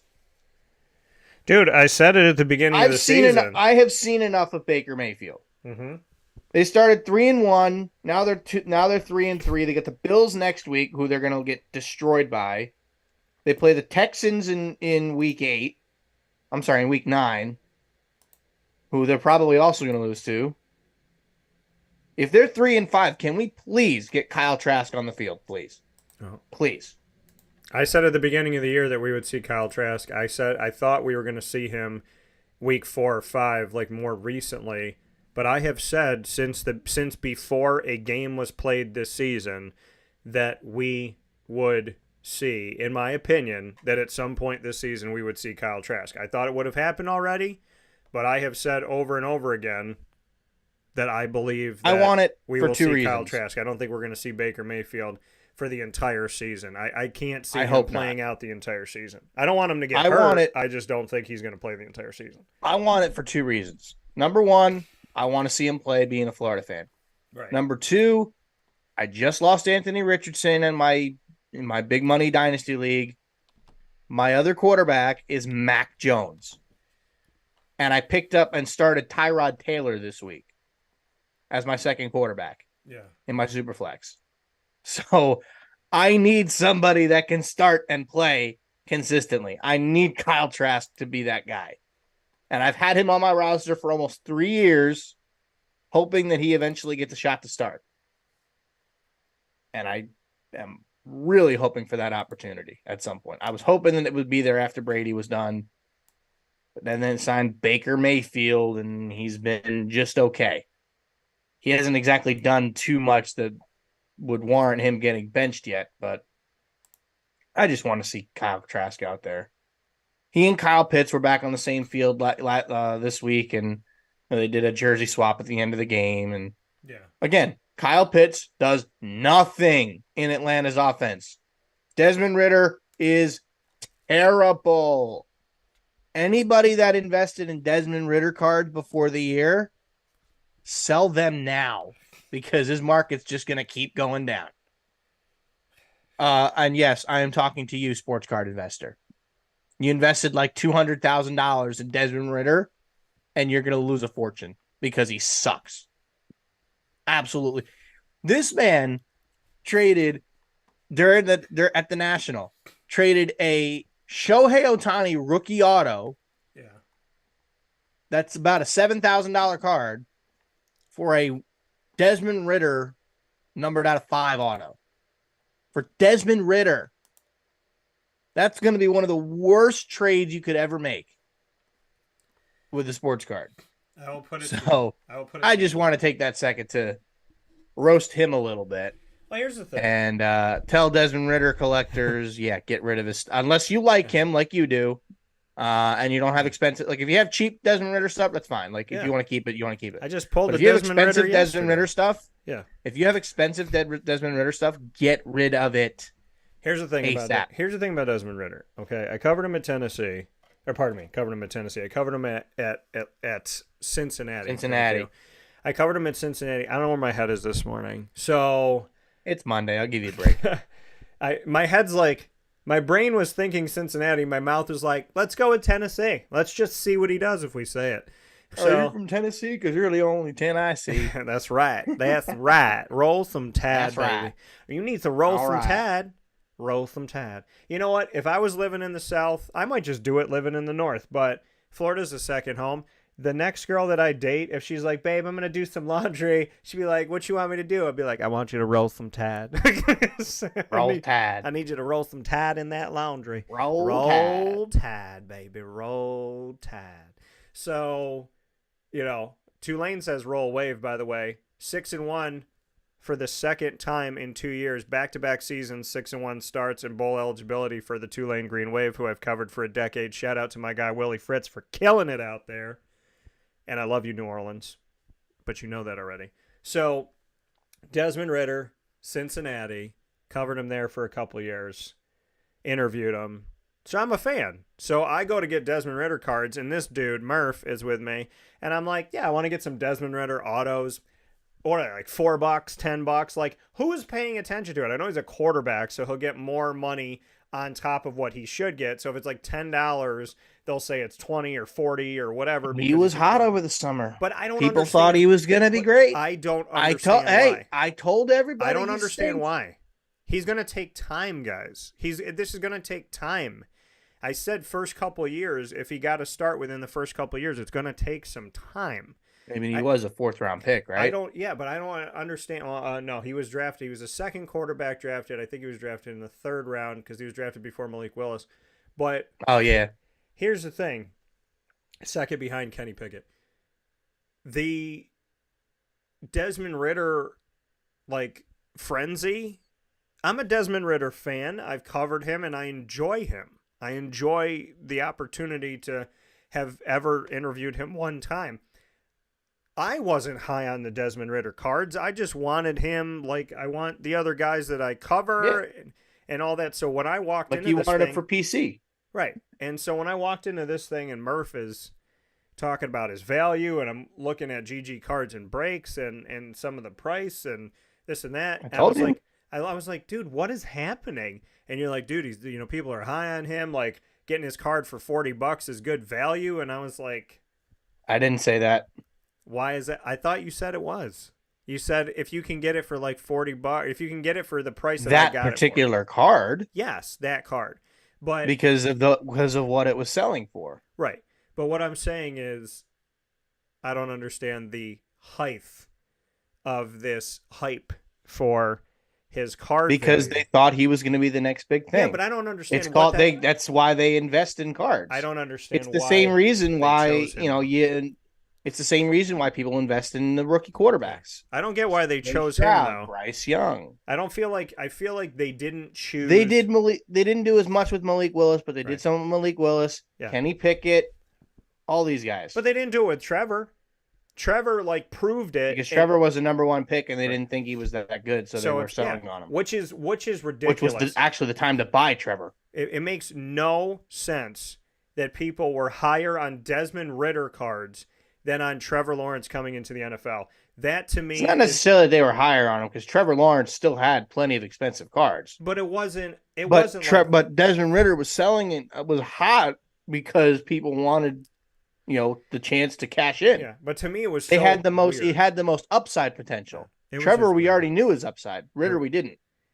I think we don't know Trevor's upside yet. I think it continues to go I up. actually agree with that statement. I do. But, I just don't understand why certain people get picked to be like the guy. I'm thinking I'm just going to put together a Desmond Ritter collection because I like Desmond Ritter. And Give it a few more weeks as his card prices continue to plummet. You'll be able to do that. Greg said Ritter's not the answer, not a popular opinion on this show. I never said Desmond Ritter was the answer long term. I said I like Desmond Ritter. See, people change my words around without people. I like when people speak for me, right? And I'm being facetious when I say that. Desmond Ritter, I believe my quotes have been, I like him. I like to cover him. I appreciate my time with him. He will start within his first 2 years. None of those statements are false. 3 of them are my connection to him, and one of them it was a prediction that came true. I never said Desmond Ritter was going to be the quarterback 10 years from now for Atlanta. I said, right now, this is who you got. And by the way, it's not all Desmond Ritter's fault. Their defense, Coaching staff. their defense is yuck. Their defense is one of the worst defenses in the nation. They suck something awful. It's Swiss cheese everywhere, all day, every day. There's nothing. I don't trust the coaching. I don't trust the defense. So, if people want to see Desmond Ritter doesn't find Kyle Pitts enough, okay, understood. Agreed. Look, he doesn't throw it to Kyle Pitts enough. Right. That's what I'm Agreed. saying. So, right. Agreed. He was and the most quarterbacks talented. before that didn't do it. He Nobody was the most looking for talented Kyle Pitts. tight end Right. to ever come out of college football. And yet, in 3 years, you've had terrible quarterbacks that refuse to throw to him. Right. Jonnu Smith is having a better year than Kyle Pitts. Jonnu Smith, who's over the hill. Because every quarterback has their guy, and people don't listen to me when I say that, but it's the truth. Why is Michael Wilson the Kyle number 1 Pitts. guy in Arizona? Because it's not Kyler Murray, it's Josh Dobbs. And Josh Dobbs likes to throw to Michael Wilson, so he's the rookie from Well, Stanford. who else do they even have? But it's like you see Michael Wilson getting more than Hollywood Brown, and people go, well, Hollywood's supposed to get it. Well, why is he supposed to get it? Well, Hollywood stinks. Right, but the thing is, people go for names. Marquise Hollywood Brown's supposed to get it. Who's Michael Wilson? Michael Wilson's the guy that Josh Dobbs likes. When a guy comes in that's a backup quarterback, he worked with the second and third teams. So when you're saying, how the heck does this guy get the catches over this guy getting the catches? Because every quarterback has their guy. If Kyle Trask comes in for Tampa, you might see some things change. Maybe instead of Evans, he goes more to Godwin. Maybe he spends more time with the tight end. Maybe he goes with Cade more than he goes with other people. Every quarterback has their guy. Desmond Ritter's got 6 touchdowns and 6 interceptions through the games that they played so far. Desmond Ritter is not a bad player. Desmond Ritter is not a bad quarterback. Desmond Ritter is not a bad starting quarterback, but Desmond Ritter is on a team where everyone accentuates his mistakes because everyone wants to blame the head coach and the quarterback, when the reality of it all in Atlanta is a giant dumpster fire, but they have a lot of talent on offense. The problem in Atlanta is with Tyler Algier and Bijan Robinson and Kyle Pitts and Drake London, you have all these weapons, so Desmond's expected to do certain things, but at the same time in Atlanta, this defense sucks. They suck. Now, they still have a winning record with Desmond. They're 4-3, but when you look at these games, they lost to Detroit, at Detroit, understandable. They lost to Jacksonville, understandable. And they lost to Washington, that's an enigma. They play really well, and then they play really terrible. And, so you look at those games, they just beat the Tampa Bay Buccaneers. And in the most recent game here yesterday, 16-13 on the road. So to me, is Desmond the answer that's going to be the answer for as long as Matt Ryan was? Probably not. But as of right now, is Desmond Ritter terrible? I don't believe so.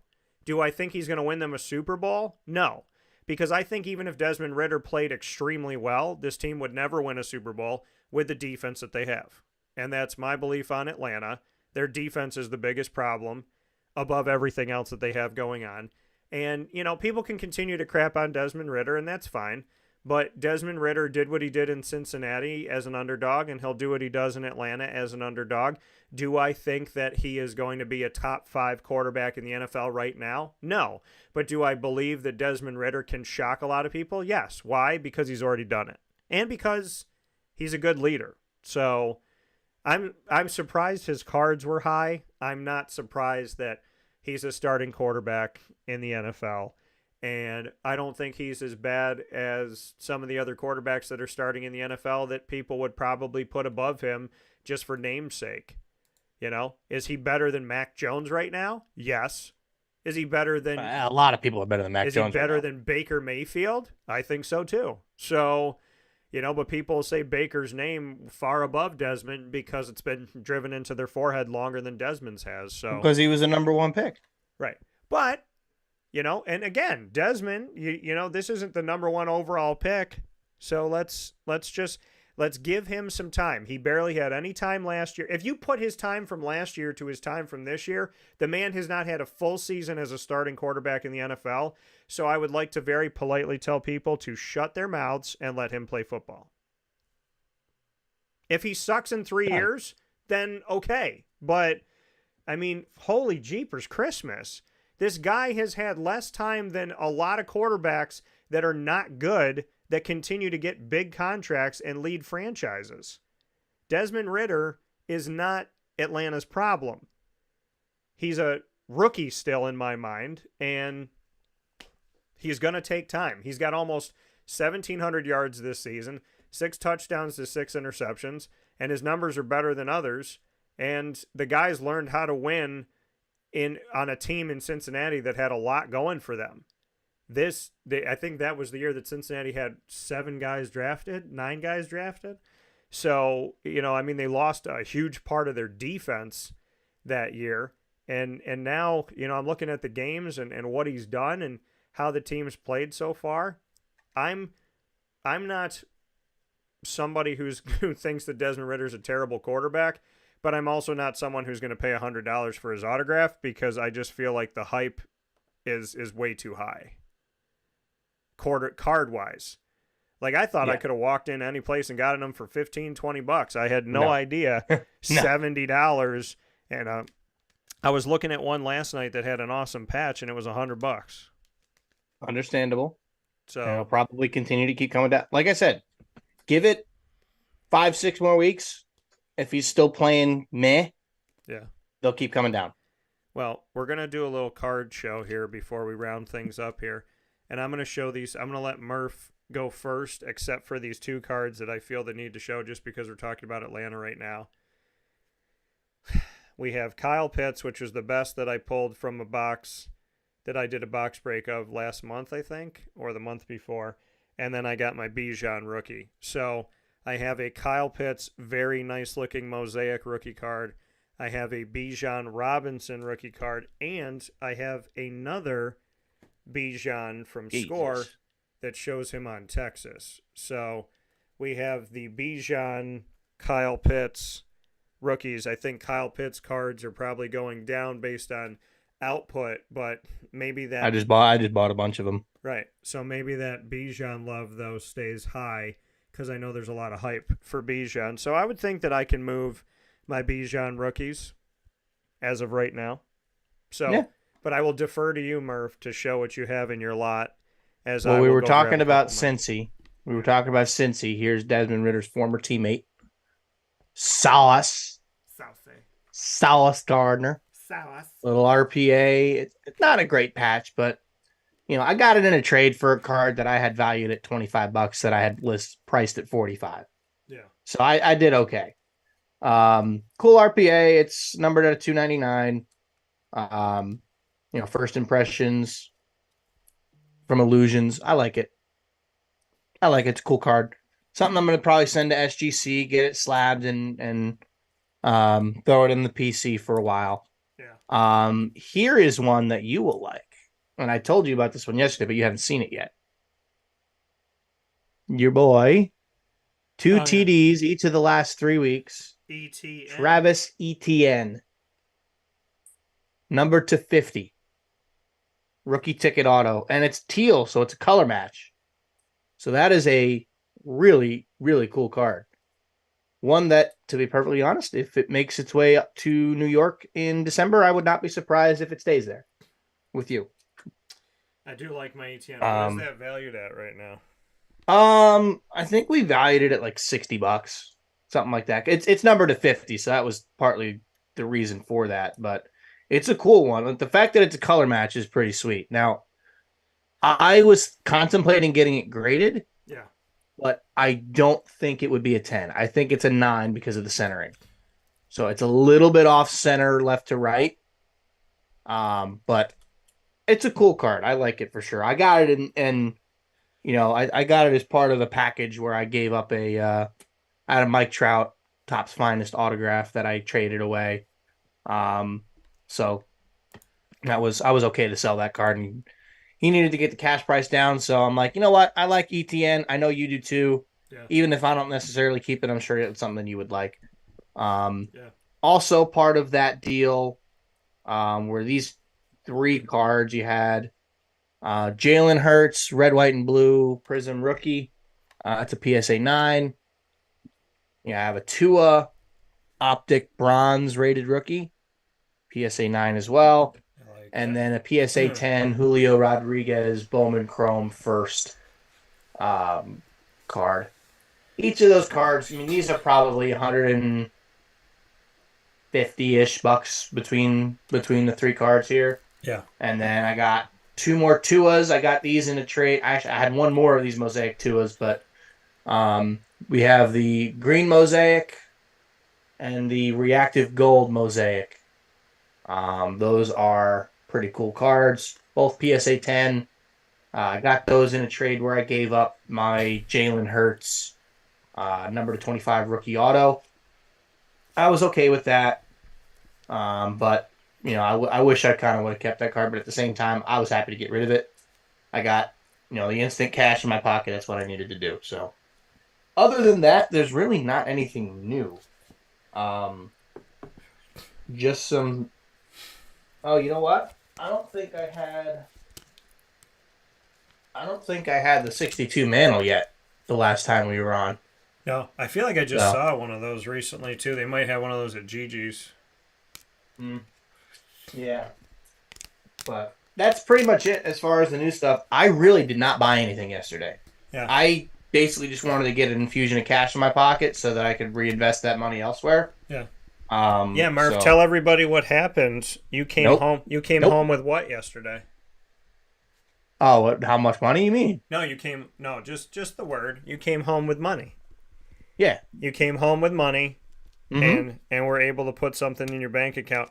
Murph, absolutely. Murph fought himself and won, and saved money. Did not go to the casino. And instead stayed home and ate an entire bowl of pasta. So that's an understatement. An entire box of pasta. I did end up finishing it, by the way. Nice. What kind of pasta was it? It's rigatoni. Oh, okay. I was gonna say. But I did finish it. That's not the first time I've eaten a whole pound of pasta. But I also didn't really have lunch yesterday, so I was kind of hungry. Murph. Okay, in an Italian household, if you don't eat a pound of pasta, your mom tells you you're getting too thin. So, this is yes, sir. That's totally fine. But I saw some cool stuff. Like there was another Jalen Hurts rookie auto that came to my booth, that came to my table that I almost bought. But yeah, if he would have showed it to me later in the day, after I had made a bunch of sales, I would have probably pulled the trigger. Because I was gonna I had offered him $200 in cash. He was at $215. Yeah. Had I had more money in my pocket, I would have probably made the move because I think it's a card I could have made money on. But I ended up not doing it. He ended up selling it to a guy I know. So if I want that card, I can also buy it from him. True. But that's okay. It's not necessarily something I'm all that upset about not getting, just because. I know it's Jalen Hurts, but I had to liquidate some football. Yeah. But realistically, I did liquidate some football. I have 12 football cards left. There was a couple of guys that took a lot of my football stuff. So I gotta recoup some of that football. I'm gonna have to go to some go to some tables in the near future and try and see if I can get some deals on some bulk stuff. I have a ton of stuff, but I will show a couple things. So I pulled this for my collection, my PC, another Tank Bigsby rookie. So I will take that and keep that. Jordan Addison, who I covered in college when he was at Pitt, and I told you all about him. He's playing pretty well. Wait, when did he go to Pitt? He was in Pitt before he was at USC, before the transfer. I didn't know that. Oh, yeah. Oh, yeah. So. Oh, yeah. Oh, yeah. Oh, yeah, man. Oh, yeah. Oh, you did Bowman U. So I got a Bowman U, a Bowman first of Jordan Addison, and another scored Jordan Addison. Somebody was talking about his cards recently, and I was like, I think I have me one. So there might be some Jordan Addison fans, Minnesota fans that want to come calling. This guy's been playing pretty well. Got two of his rookie cards, C.J. Stroud. So I pulled both of those. I pulled a 3 of 3 from that illumination thing. This is an ocular refractor of Jackson Smith and Jigba. For whatever reason, I have been pulling Jackson Smith and Jigba cards all over the place, and they're all inserts. This is a 3 of 3. You could see it in the corner there. 3 of these in the world. And Smith and Jigba is one of those guys that's gotten some love here in the card world, I believe. I just love this one. It's a refractor, and I have the regular one because his actual name is Kool-Aid. That's so funny. Ahmad Sauce Gardner. This man is Kool-Aid McKinstry. So, Kool-Aid's my dude. Color match mosaic of Jordan Love. I like this. That's one. cool. This is green mosaic. Yes. I like mosaic. That's been one of the brands that I like the most. Yeah, because they're cool. Mosaic and Illuminations, not the Illumination with the A that I got, but the the Unparalleled series for the NFL. Though, because the base cards look insane. They look like Doctor Strange. I got a rookie card of Gabriel Moreno. This is for my PC. I'll show the Diamondbacks one when we have more time because I have a ton of them. And then I pulled both of these Stars of Major League Baseball refractors of Austin Riley and Eloy Jimenez. So I pulled these both, and I'm happy that I pulled them. But I show you these because my brother gave me this one. Look at him. There you go. Corbin Carroll. My Corbin Carroll collection is very, I'm very proud of it. It's very pretty. So I have a lot of Corbin Carroll rookie cards. Thank you, GG Cards and Breaks. I have many a Corbin Carroll card, and my 3 Corbin Carroll graded 10 out of 10s in my trade with Murph, including my Corbin Carroll prospect rookie autographed card. And so that's a cool card. I kind of wish I still had that one, but that's pretty cool. Now, as soon as that kid traded it to you, I just remember I knew you wanted it. I went, "What is that?" And Murph had his hand on it, and he's like, "Yeah, you want to see it?" And I was like, "Yeah, Corbin Carroll." And the whole night I just kept thinking about it for like 2 hours, and then I ended up the next day. Well, I had put it out. Yeah. I had put it out at the show, and You I basically did. told you, like, if you want me to pull it out of the case, I will. And like That's an exactly hour what I or did. so in, you're like, "Do you want me to pull it or no?" And I was like, "Yes, pull it." So pulled it. Kept But it worked out, though. I mean, we made a good deal. we did. We I made a good mean, deal. this almost went bye-bye yesterday. Yeah. Almost traded it yesterday, but the guy was trying to offer me less than what I gave you for it, so I said no. Lamar. Yeah. Lamar. And the thing is, Lamar's stock is going up. I mean, the man just threw 4 Yeah, touchdowns. he had 4 touchdowns yesterday. That's right. Like, come on. That's right. Keep sleeping on Lamar, world. I'll keep loving him up. So there's another guy that I was like, he's going to be a quarterback in the NFL, and I think he's going to be successful. And I had many a person tell me no.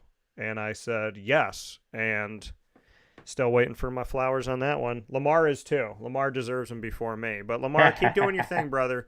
Keep working hard. Some of us know that you can play football. So we'll see what happens from here. What is this? What is the value on the Jackson Smith and Jigba 3 out of 3 is what... If I had to guess, maybe $10, $15. I need Addison to have a big game tonight. And Brendan, is the newly acquired Lamar card going into the PC? No. Yeah. No. Lamar. To be perfectly honest, the reason I got, and it wasn't newly acquired, I've had it for almost 2 months. Yeah, you've had it for a minute.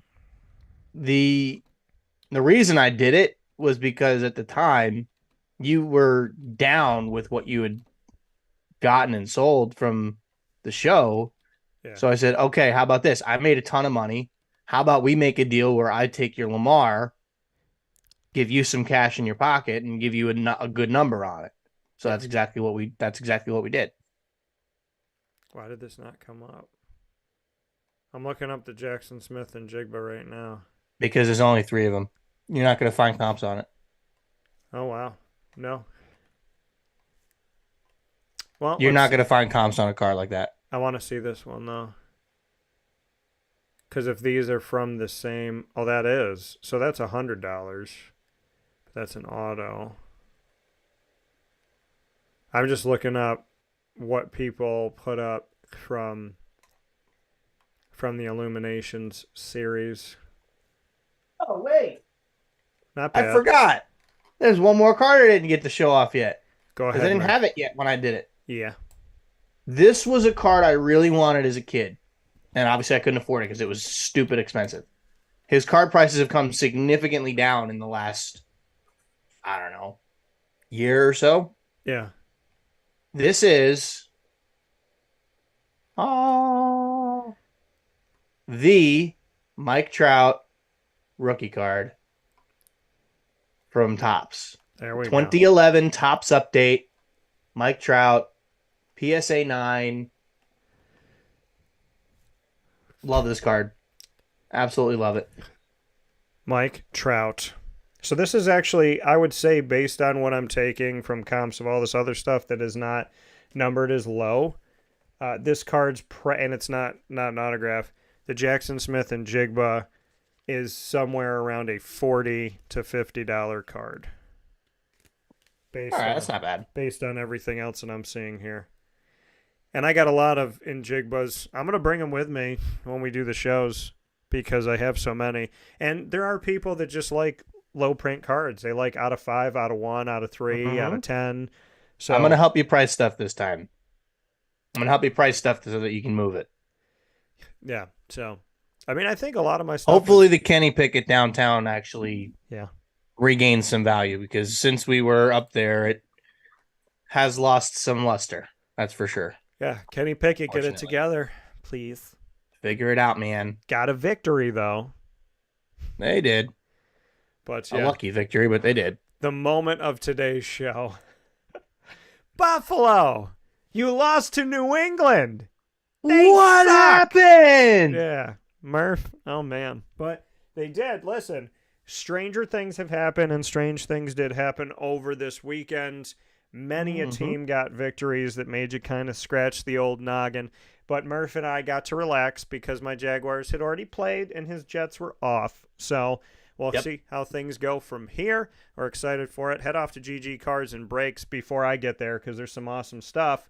So you're going to have to go get it. 639 Delmar Pl, Syracuse, New York, open 7 days a week. Go to ggcardsandbreaks.com for more information. For the NFL, for Major League Baseball, for my Diamondbacks tonight, baby. Let's go. 5 o'clock Eastern time. And looking forward to seeing what's going to happen here with my Diamondbacks. Hopefully we will force a Game 7. Murph, as always, I appreciate you tremendously.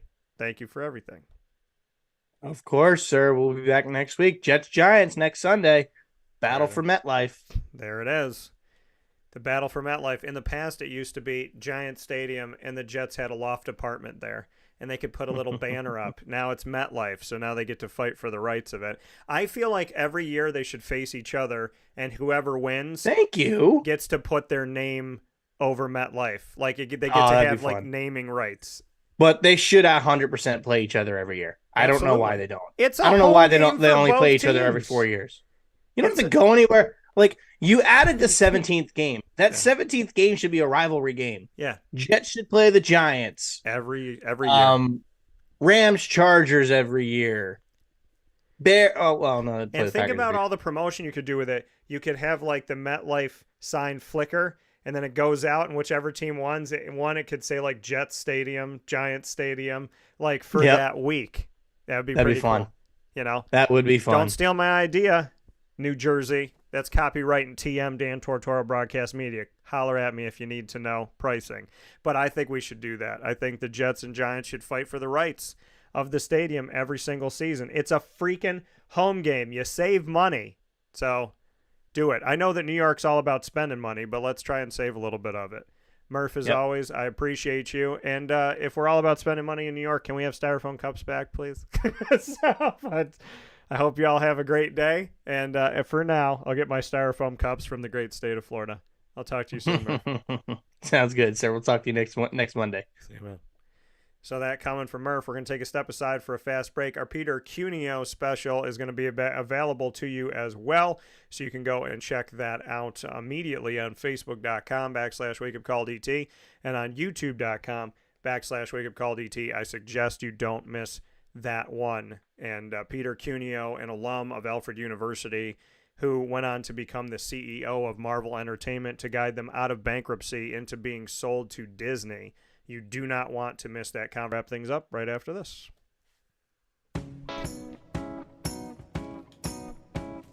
In these unique times, there are those in our community that give us a sense of normalcy and positivity. Pizza Man on 50 Oswego Street in Baldwinsville has been here for you for over 35 years and is here now.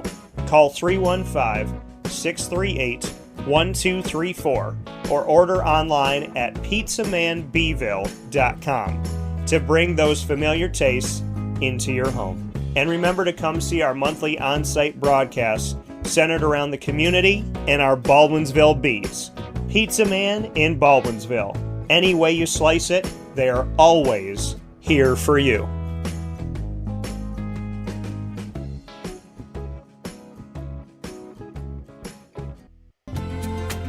Looking for your next ride?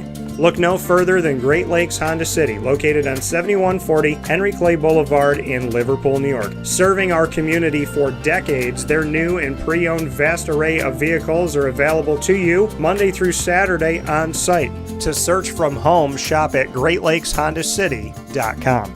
Call 315-365-5576 to set up an appointment. That's 315-365-5576 for Great Lakes Honda City, 7140 Henry Clay Boulevard in Liverpool, New York. Great cars, great people, Great Lakes.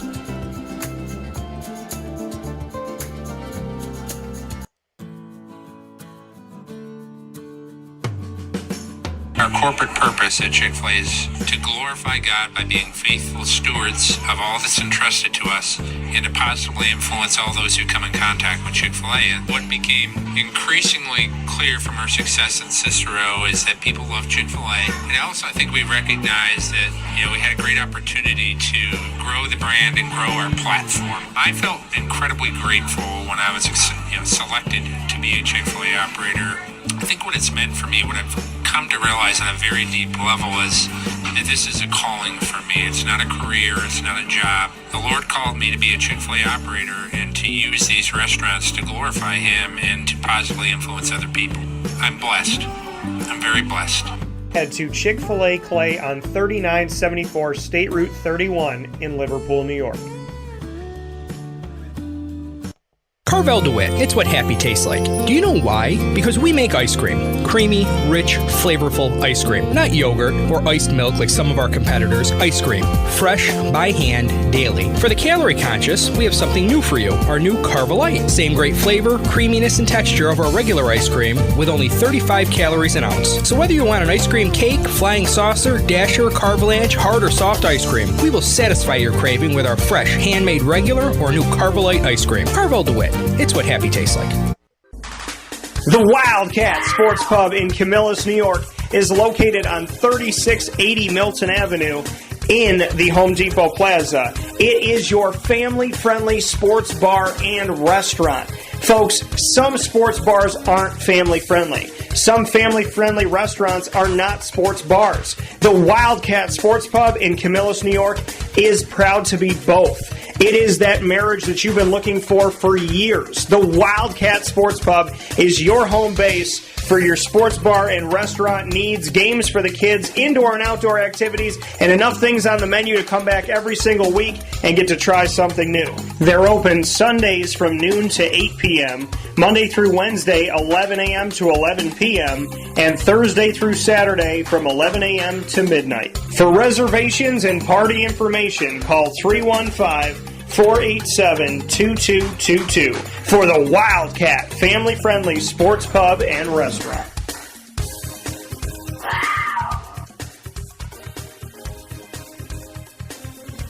GG Cards and Breaks. Like, comment, subscribe. GG Cards and Breaks available to you on 639 Delmar Place in Syracuse, New York, right off of Teal Ave, is the sports card place for you to go to when it comes to customer service as well as products and all different things that they offer. The attention to detail. GG Cards and Breaks is the sports card shop that brought me back to my childhood and can help you in your childhood have those awesome memories that I got to have as well, with people that truly care about the hobby and aren't just treating it as a business, but actually love what they do and get excited for that, as well as get to know their customer base and remember what's important to you when you walk through the door, and know that you're a Kenny Pickett fan, or that you're a Niners fan, or that you're a big fan of Corbin Carroll, or you've been looking for that Mickey Mantle card. GG Cards and Breaks is different because they care, because of their attention to detail, and because of the fact that they truly are a part of the hobby themselves. They're kids in the hobby, big kids in the hobby, and they're here to help you celebrate your first memory in the sports card hobby, or your 100th, or your 1000th. Head to GG Cards and Breaks 7 days a week, Monday through Saturday from 10 a.m. to 6 p.m., and on Sundays from 10 to 5.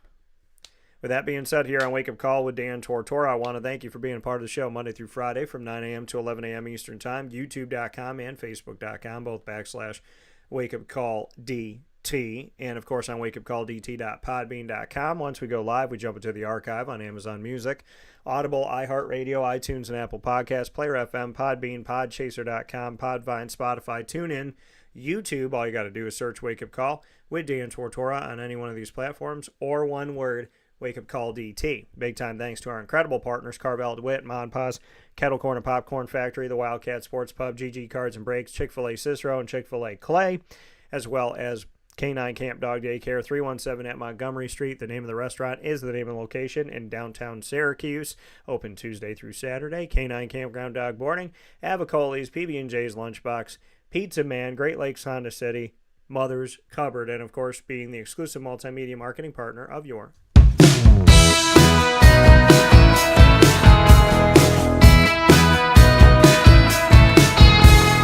Lemoyne College Dolphins. It's Fins Up every single month on Wake Up Call with Dolphin Time, coming to you every Wednesday at 9 a.m. Eastern Time, featuring your Dolphins in exclusive fashion. So you have AD and DT with Athletics Director Bob Beretta and myself, Dan Tortora, every first and third Wednesday of each month. Every second and fourth, you have the Dolphin Dive, diving into the stories of student athletes, coaches, administration, future Dolphins, and alumni. Get all of our content by going to youtube.com/wakeupcalldt and clicking subscribe. We have a playlist on my YouTube channel that has Lemoyne right there for you. So you can just join our YouTube channel at Wake Up Call DT and find the Lemoyne tab right there. For more information, go to LeMoyneDolphins.com, and as always, Fins Up.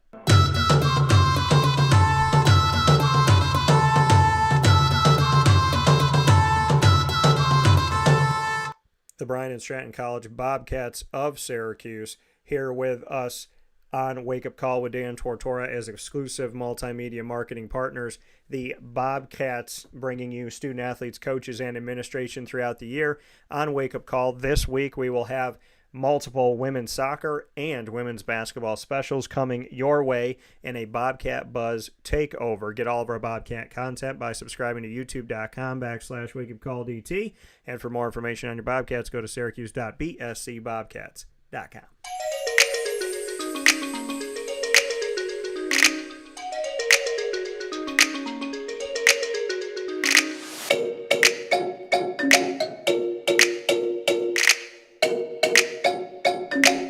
The The Alfred University Saxons are exclusive multimedia marketing partners with Wake Up Call with Dan Tortora.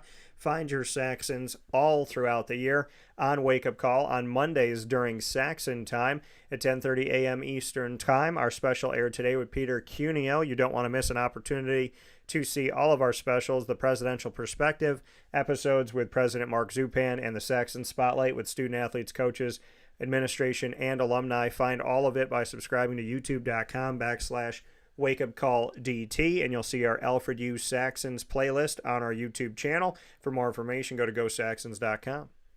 With that being said, I want to thank Brendan Murphy for DT and Murphy, as always, every Monday. Go to Ma and Pa's, your snack capital. Do not miss a moment. Your snack buddy is right there for you. Ma and Pa's Kettle Corn and Popcorn Factory with popcorn, kettle corn, premium corn. Their tins that if you buy any of their tins, you get half-price refills for the rest of your life, as well as chocolate-dipped Oreos, chocolate-dipped pretzels, cotton candy, lemonade, and more. When it comes to getting the snacks for the games that you watch, the movies you watch, the trips you take, and so much more, Ma and Pa's is the perfect gift for you as well as for all your loved ones at 201 7th North Street in Liverpool, New York.